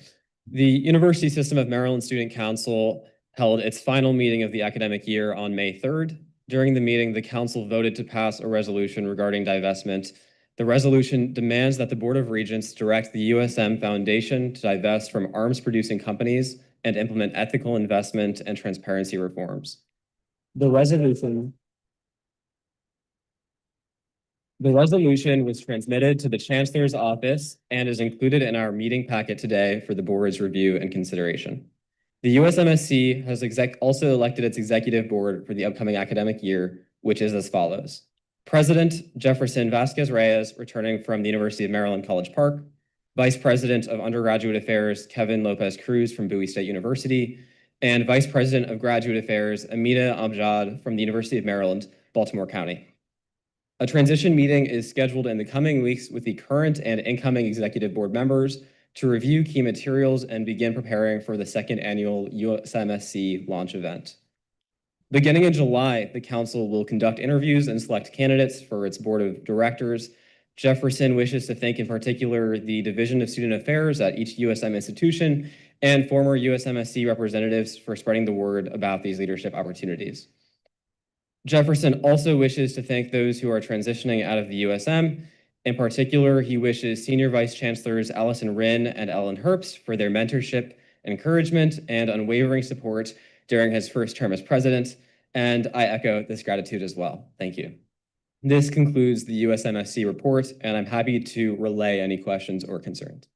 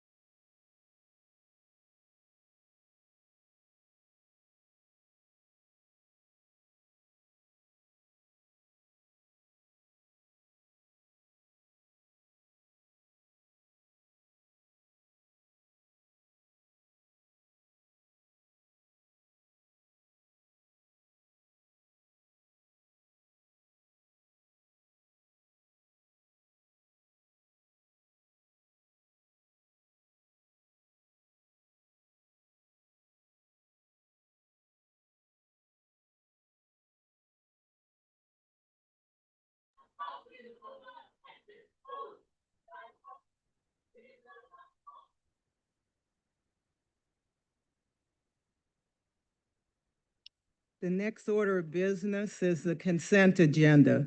Decisions regarding which items to include on the consent agenda were made by me and the committee chairs. However, any regent may request that an item be removed from the consent agenda for separate review and discussion. Before I move approval of the consent agenda, I ask if there are items that any regent would like removed from the consent agenda for separate review and discussion. Madam Chair, Yes. I don't necessarily want to have this particular item removed, but I'd like to have an opportunity to briefly discuss it if I might. Okay. Okay. We have a 687-page agenda, not agenda, board packet. Mhm. On page 612 are the minutes of the Intercollegiate Athletic Committee. And paragraph 2 of that contains comments made regarding the Supreme Court decision in NCAA versus Alston, which is the case that permits name compensation for name, image, and likeness amongst our collegiate athletics, athletes. The recommendation was, the question was whether it would be a feasible undertaking to talk about and consider going back to the Supreme Court in light of the unintended consequences from that decision. Go back to the Supreme Court and ask for either reconsideration or some form of relief from those unintended consequences, which are, as we all know, substantial. The recommendation in the minutes was to take the issue to government relations team and follow up on whether this is something that should be done, which is a great recommendation. I had mentioned at this particular meeting on March 27th that we should seek an opinion from the Attorney General's office, in particular to the appellate division, on whether or not that is a feasible alternative. And if it is a feasible alternative, bring that back to us so we could then decide or consider whether to do that or not. So I would like to add that to the minutes. Okay. That the recommendation was that we reach out to the appellate division of the Office of the Attorney General of the state of Maryland to see whether or not that is an option to go back to the Supreme Court of the United States in some way to seek relief from the unintended consequences. So could we add that to the minutes? We can. And Kathleen is taking a note over there as we speak, Bill, but she'll run it past you to make sure the wording is correct. Okay, very good. Thank you. And so, any other items in the consent agenda? Seeing none, I move approval of the items. May I get a second? Second. Any opposition or abstentions? Seeing none, the motion passes. Our next order of business is committee reports. First up, we will hear from the Finance Committee. As required by the board's policy on the operating budget, the fiscal year 2027 USM operating budget is submitted today for our consideration and action. Regent Ganella, the floor is yours. Thank you. And on behalf of Chair Fish, I will do my best to stand in. As the Chair mentioned, we have one action item and one information item. The first action item is related to the University System of Maryland FY 2027 operating budget. As we know, throughout the year, the Chancellor and Senior Vice Chancellor Herbst have kept the board informed regarding the strategic direction and development of the FY 27 budget. This action reflects the FY 2027 operating budget resulting from the 2026 legislative session. The total FY 2027 operating budget is $7.9 billion. State funding represents $2.3 billion of that total, including $32.5 million in HBCU settlement funding. The budget also includes a modest increase in state support of approximately $12.6 million, or 0.6%, over the FY 2026 base budget and reflects a $29.5 million, or a 1.5% reduction associated with vacant positions. Tuition and fee revenue increased by 3.6%, or $74 million. Federal grants and contracts revenue decreased by 6%, or $63.4 million. Expenditures consist of approximately 60%, $4.7 billion, salaries and fringe benefits, and 40% in operating costs, or $3.2 billion. Detailed budget schedules and supporting information and documents are all included in the materials accompanying this item and in the packets. And I will pause here for any questions or comments before a motion. Questions? Hearing none, I would make a motion to approve the University System of Maryland FY 2027 operating budget as presented. There's a motion and a second. Any further discussion? All those in favor say aye. Aye. Opposed? Any abstentions? Thank you. The motion carries. The second item is an information item, and this relates to the University System of Maryland operating margin review. And I'm going to quickly turn this over to Colleen Alberger, Assistant Vice Chancellor for Budget Analysis. Let me just offer a couple of opening comments. I certainly want to briefly acknowledge the broader national higher education environment in which institutions are operating that we have talked about already this morning. Across the sector, colleges and universities continue to face significant financial pressures, including slowing revenue growth, enrollment challenges in some markets, rising labor and benefit costs, and uncertainty related to federal policy and research funding. These trends are not unique to the University System of Maryland. Across the country, institutions are managing tighter operating margins and increasing pressure on revenue and expenses.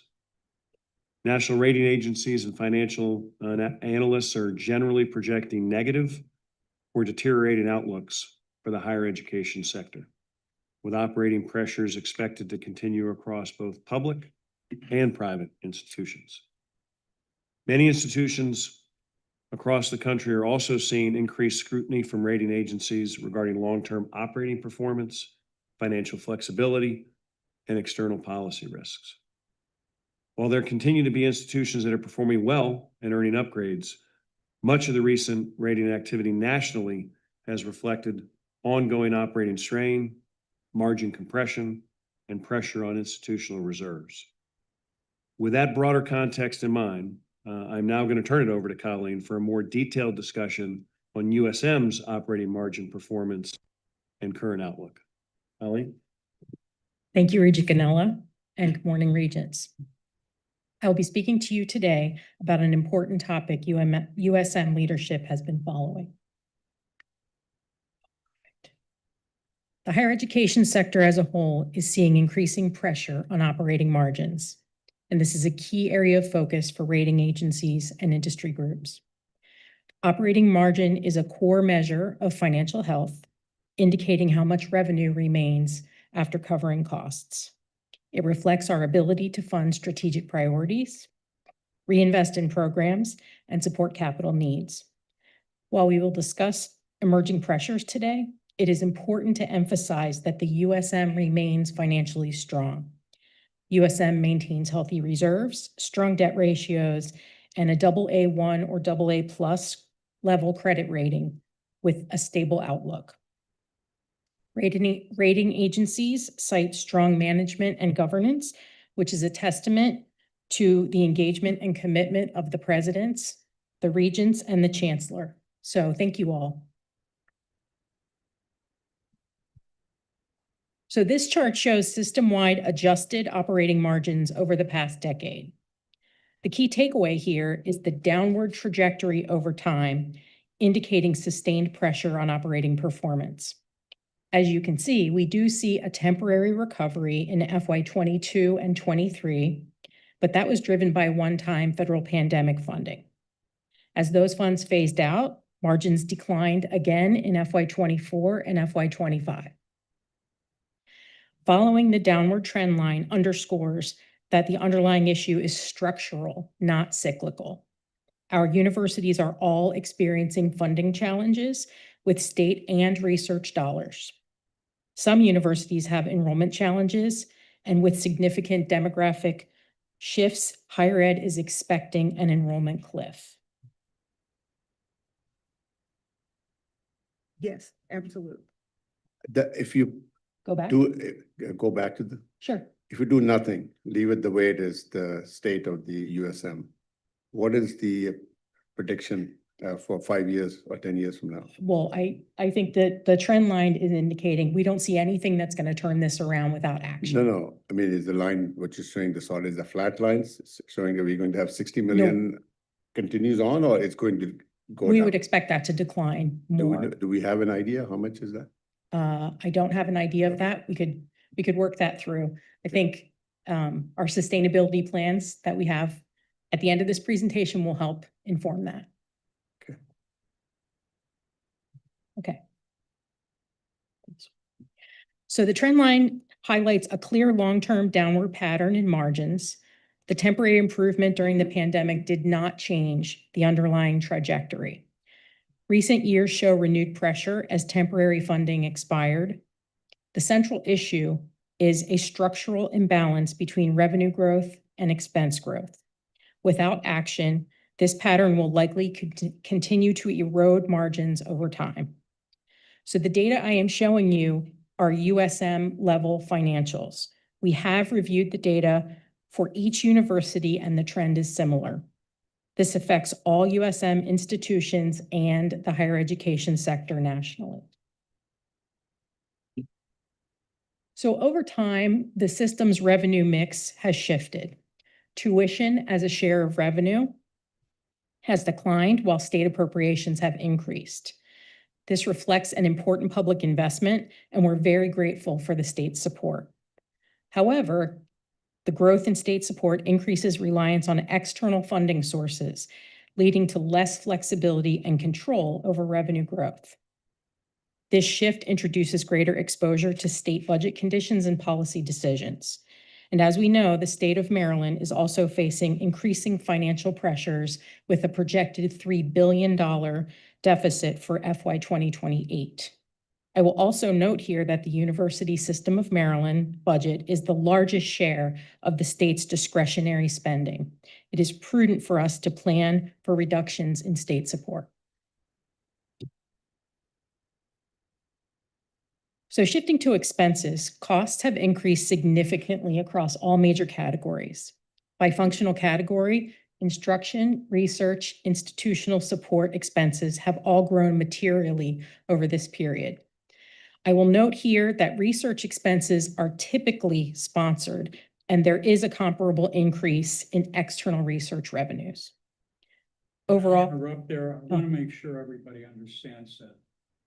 Some of you know that I'm very sensitive to this. If you look at that bar graph without close attention to what Colleen just said, it looks like our research mission is out of control. We're spending too much money. And it's the opposite, because this reflects the external support that we generate with regard to research. So you want to see that. Thanks. Thanks, Chancellor Perman. That's an important point to emphasize. So overall, cost growth has substantially outpaced enrollment growth, which has remained relatively flat.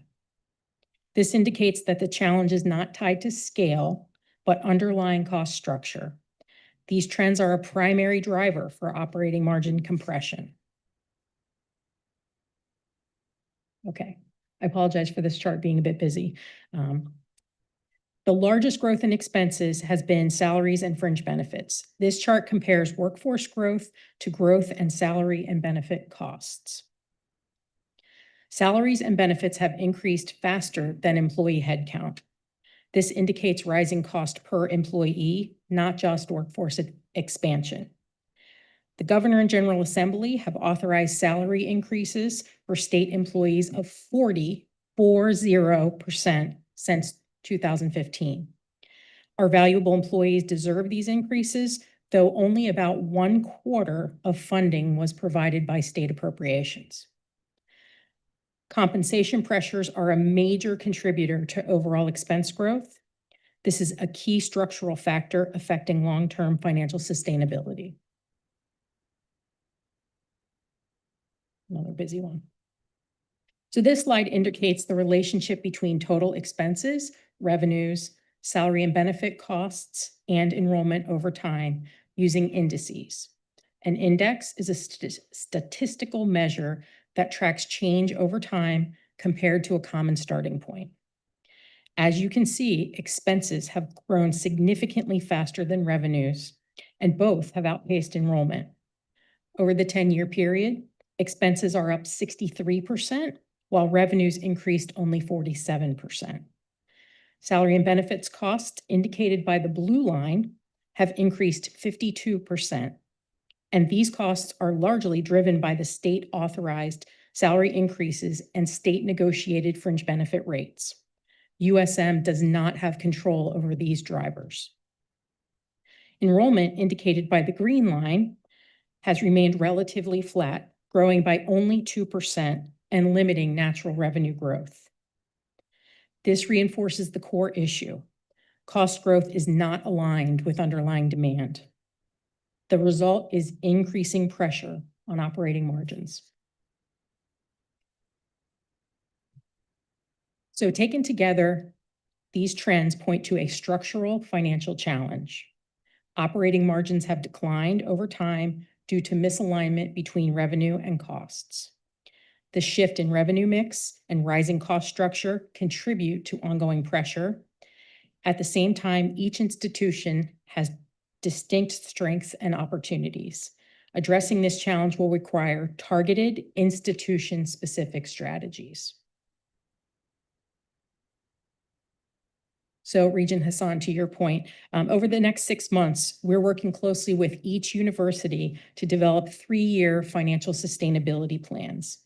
These plans will focus in 3 core areas: cost containment and efficiency, revenue diversification, and enrollment stabilization. The goal is to realign financial structures with long-term realities. I want to emphasize this work is currently underway, and university presidents may be taking prudent actions now to balance revenue and expenses. In closing, while the trends I've outlined point to real and structural pressures, USM is approaching this from a position of strength. USM has a long track record of disciplined financial management, and that commitment remains unchanged. System and university leadership are fully aligned on the importance of financial responsibility, and we are actively taking steps to realign our cost structures and strengthen our long-term sustainability. We are confident in our ability to navigate this environment while continuing to deliver on our academic mission and serve the state of Maryland effectively. With that, I'm happy to answer any questions. Yeah, my question is, are we a little late in reversing the trends, or you think we are on time to reverse the trends? Well, so I think we're right on time. We've been watching this for some time, and we have been doing, the institutions have been doing plans, budget plans for a number of years. And so I would not say, I think we're right on time, and we need to do this now, and we are doing it now. Regent McMillan. Yeah, I want to follow up on that call. So what would your 3-year forecast look like for the system compared to the baseline this year? What would be the accumulated deficits or accumulated? So that's information that we'll be collecting with the financial sustainability plans and working with the university presidents. We don't have that now. No, we're going to be working on that over the next 6 months, providing the board with an update in December. Well, I think that gets to Anwar's question. I mean, if you don't have that now, it seems like that should, it's hard for me to believe the system does not have a 3-year forecast that would be giving you indicators that the red alarm's on. It just doesn't make sense to me from a business standpoint. If I can address questions. We have an annual budget process that is in sync with the state's budget process. You may recall a couple of years back, we started doing scenario analysis given the rapidly shifting levels of support from both the state and the federal government. And that resulted in kind of forewarning of some of the things we dealt with in the FY26 budget. We're doing that same thing. We're trying to tie all of this into the normal cycle with the state. And that is part of the reason you see that timing for a report back to the board. As Colleen mentioned, I think we all are bracing ourselves for a challenging FY28 budget cycle. The state is going to have to face the deficit, and we are the largest single discretionary line item. As we did before the FY26 cycle, as part of our own budget planning with the state this summer, which is their schedule, not ours, we will again be working with the universities to run scenarios, specifically on state appropriations, but also in general, we've asked the presidents to consider the other factors, including enrollments and so forth. If you ask me today, we should be prepared for continuing downward pressure on appropriations. We should be prepared for enrollment to be a university by university situation, with our biggest universities continuing to strongly contribute. That's not just my opinion, that's the opinion of national rating agencies. And hopefully some stabilization in our research support. So again, we're facing continued headwinds, and what we're doing now is engaging the presidents and their cabinets to come up with strategic things that can bend the curve. I think all of us would understand that this kind of cost increase, you cannot match revenue increases to these percentages, right?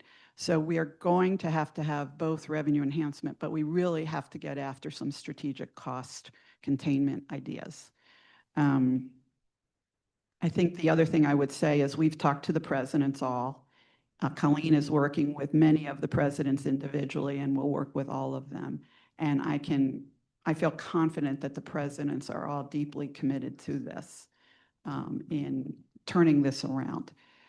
We went to our financial consultant and asked them to look at this versus what's happening nationally. And where you saw the statements about we're starting from a strong position is the national view, that we do have time to get this back on a good footing, but we're going to have to take hard decisions.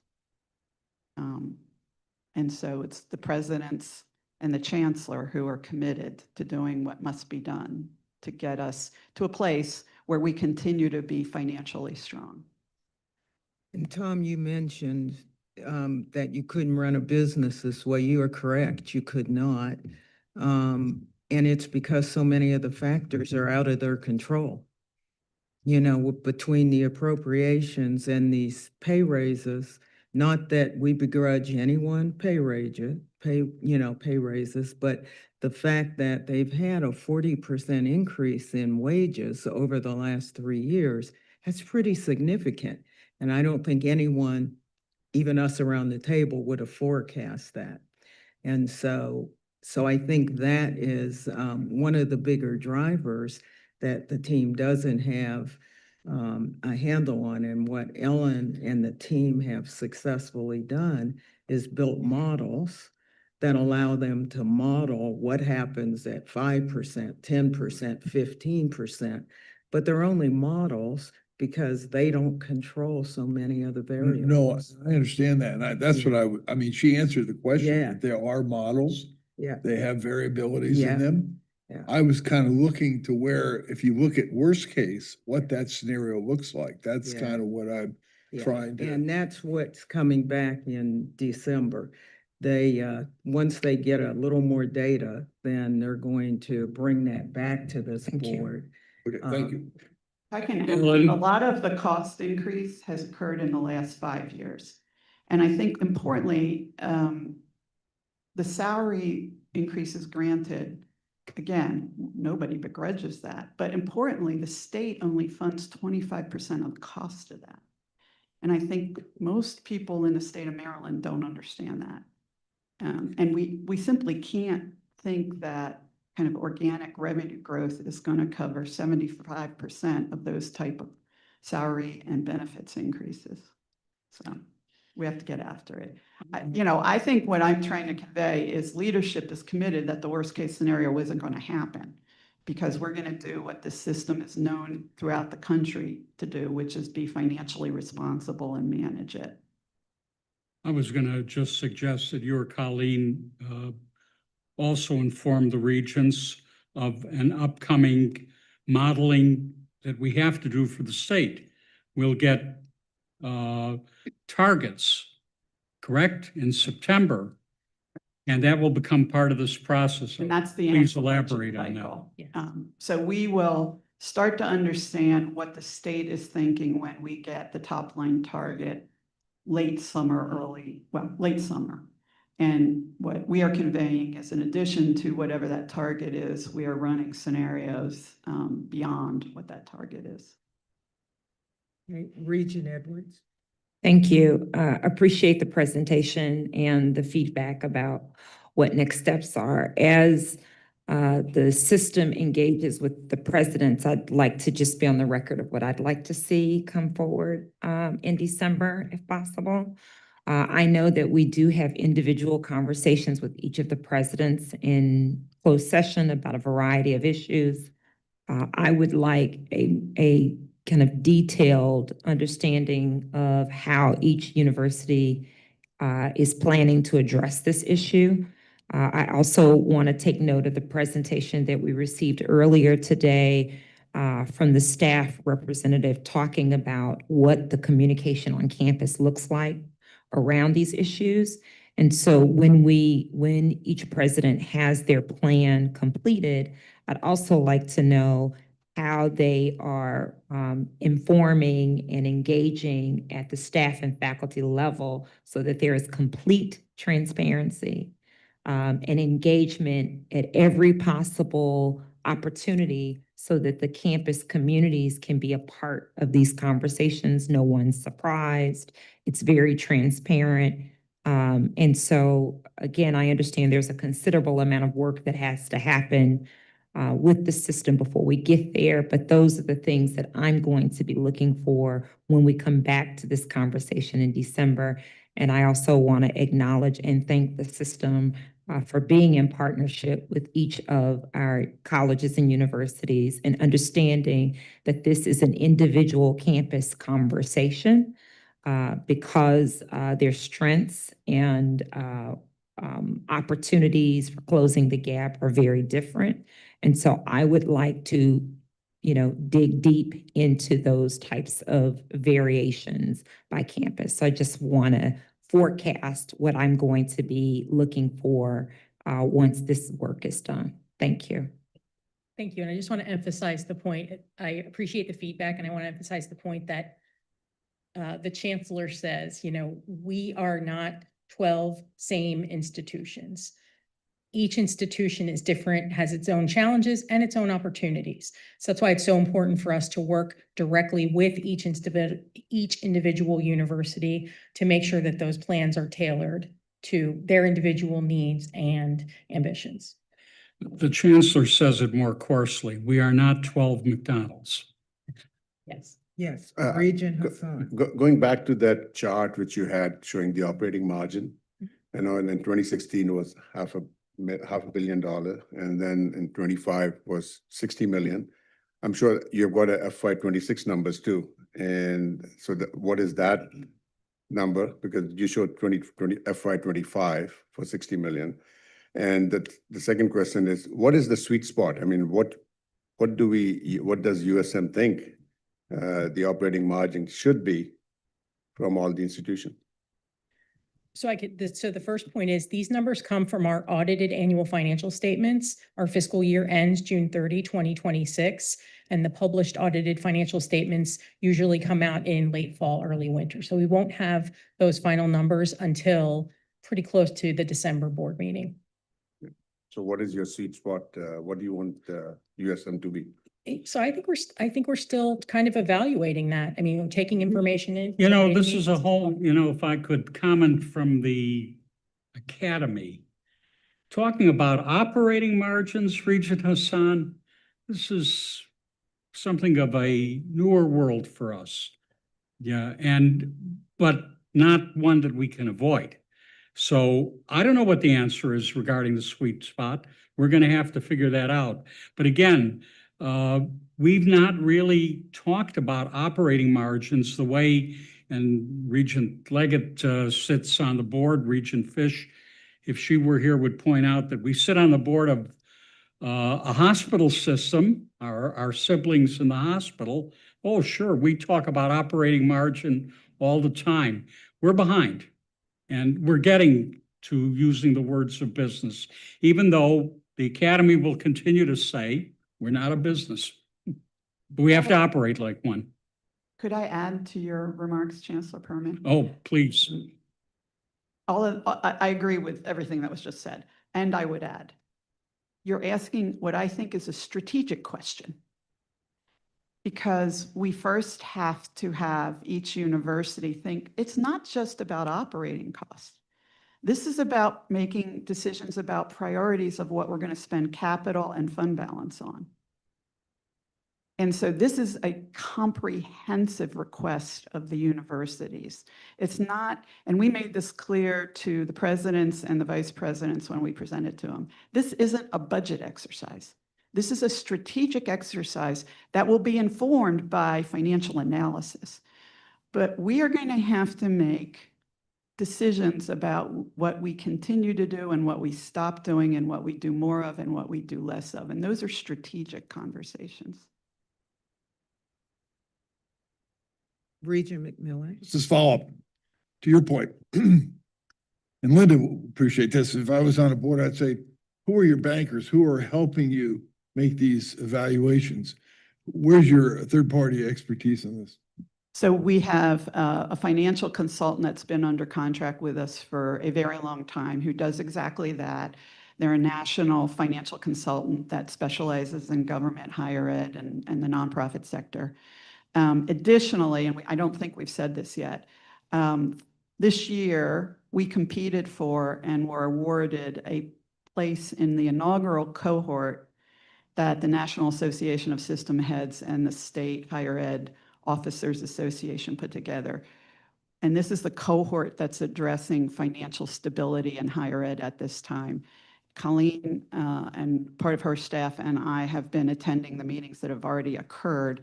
We are getting incredible feedback both on national numbers, best practices, and tools, literal tools that we can work with the universities if they don't already have them to help with this process. It's a year-long cohort, and the capstone of that cohort is to produce financial sustainability plans.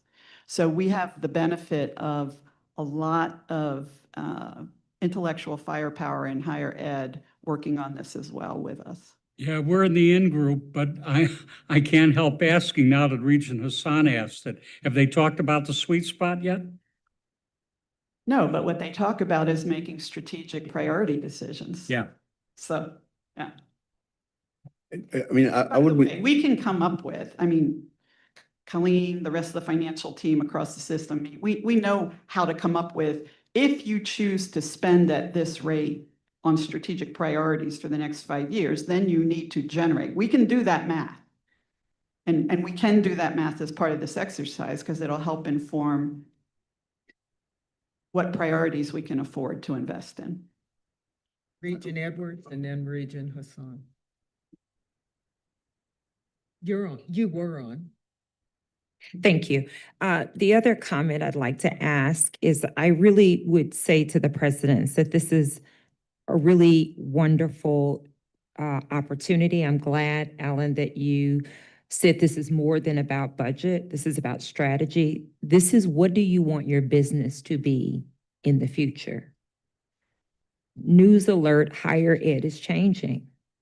And if we want to have doctors and lawyers and research individuals, higher ed has to change.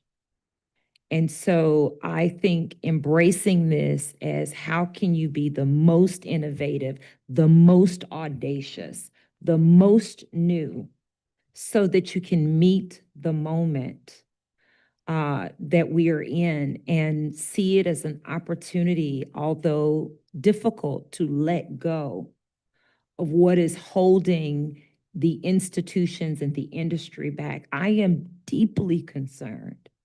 I don't even have the words to express the level of concern that I have about higher ed in Maryland. I want there to be countless doctors and lawyers and Tishas and Jays in the future, highly educated, highly engaged, the best and the brightest. And that must come through the higher education system of this country, and particularly of Maryland. And so I see this graft as the big disruption. And what comes with the big disruption is the moment of extraordinary, audacious innovation. And so I really hope, and I know that's hard in this space that we operate in, but I believe in the presidents. I believe that you have the capacity to make the hard decisions for the future. And I know that you have us to give you the cover to be courageous, because that is what it's going to require. And so that is why I'm so passionate about what I want to see in December or whenever that time comes. It has to be the biggest dream we've ever had together. And so I'm looking forward to it. I understand. I have so much empathy for what I know is going to be a very difficult season. But I also have so much hope and so much confidence in each and every one of you to come forward with something brilliant. It is the moment in your career where you have permission to recreate, to envision, and to write a new chapter for your institutions. It's your legacy moment. And so that's what I'm going to be hoping for and praying for and cheering you on to do, is to make this your legacy moment and to tell us what you need to do that hard work because you are not in it alone. We have a shared responsibility. I am going to be dogmatic about this particular issue.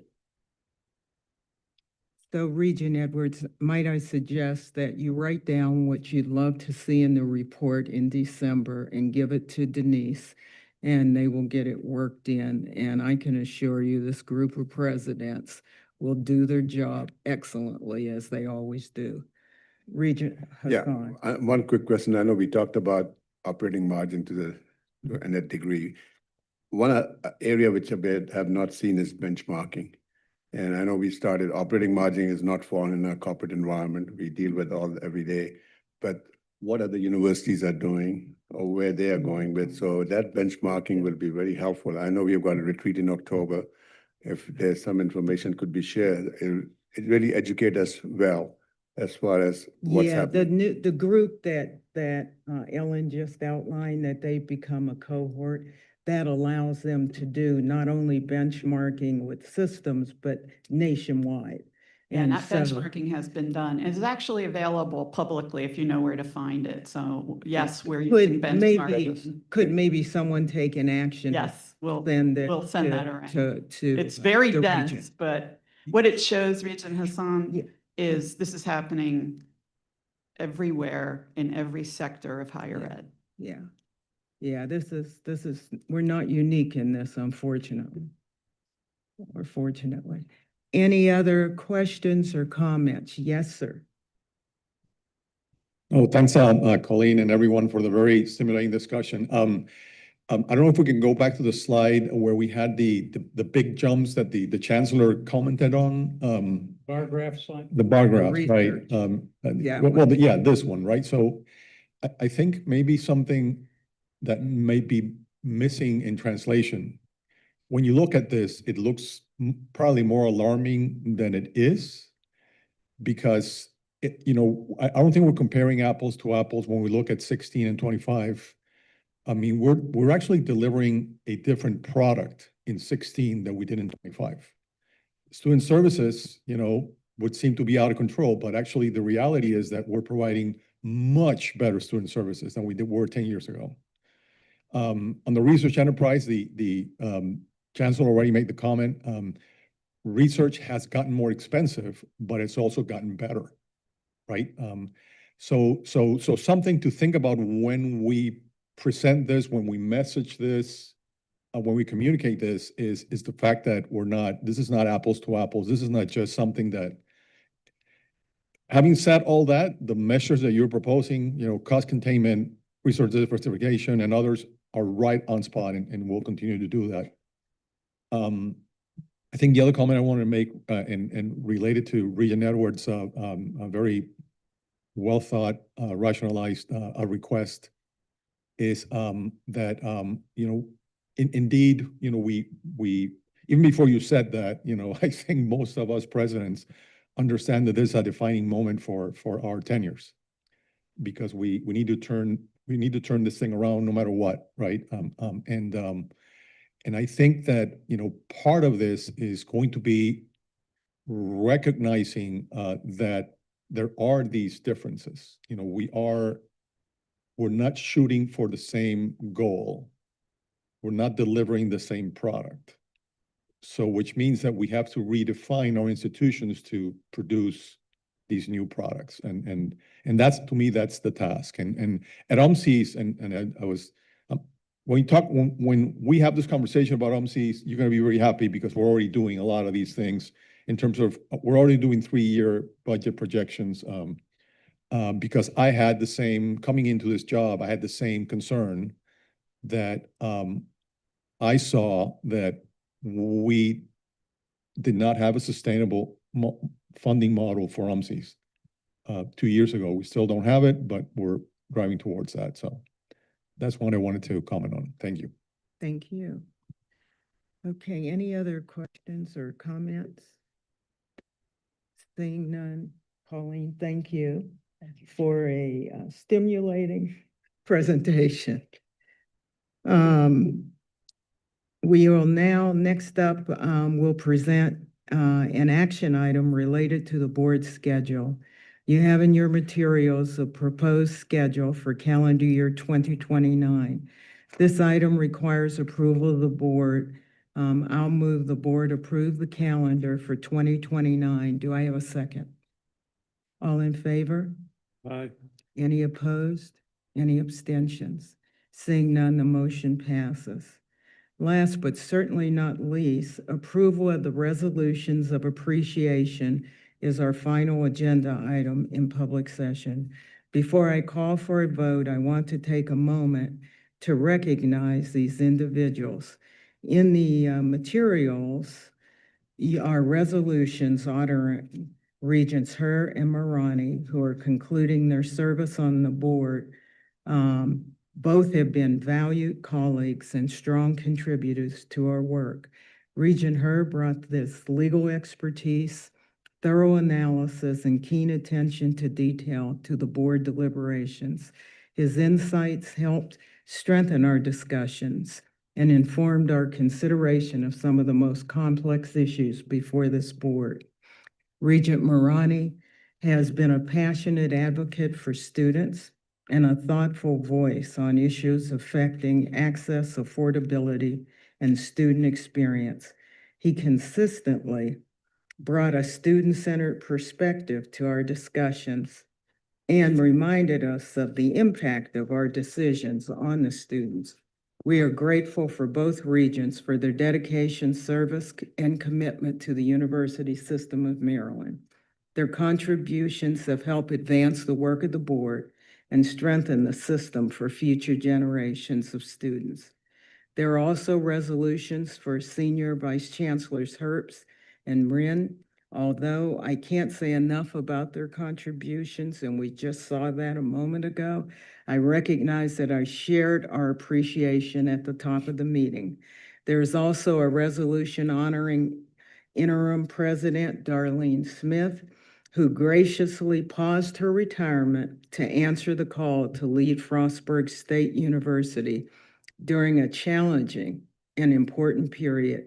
Your steady guidance, commitment, and service help provide the stability and continuity while positioning this institution for the next chapter. And you do have this board's appreciation for your service. The final resolution is for our former Board of Regents Chair, Patricia Florestano, who recently passed away. Dr. Florestano was a longtime champion of Maryland higher education and a devoted friend of the University System of Maryland. Her many contributions to the system, the state, and the broader higher education community are reflected in the resolution before you today. While her accomplishments were numerous, perhaps her greatest legacy is one of service.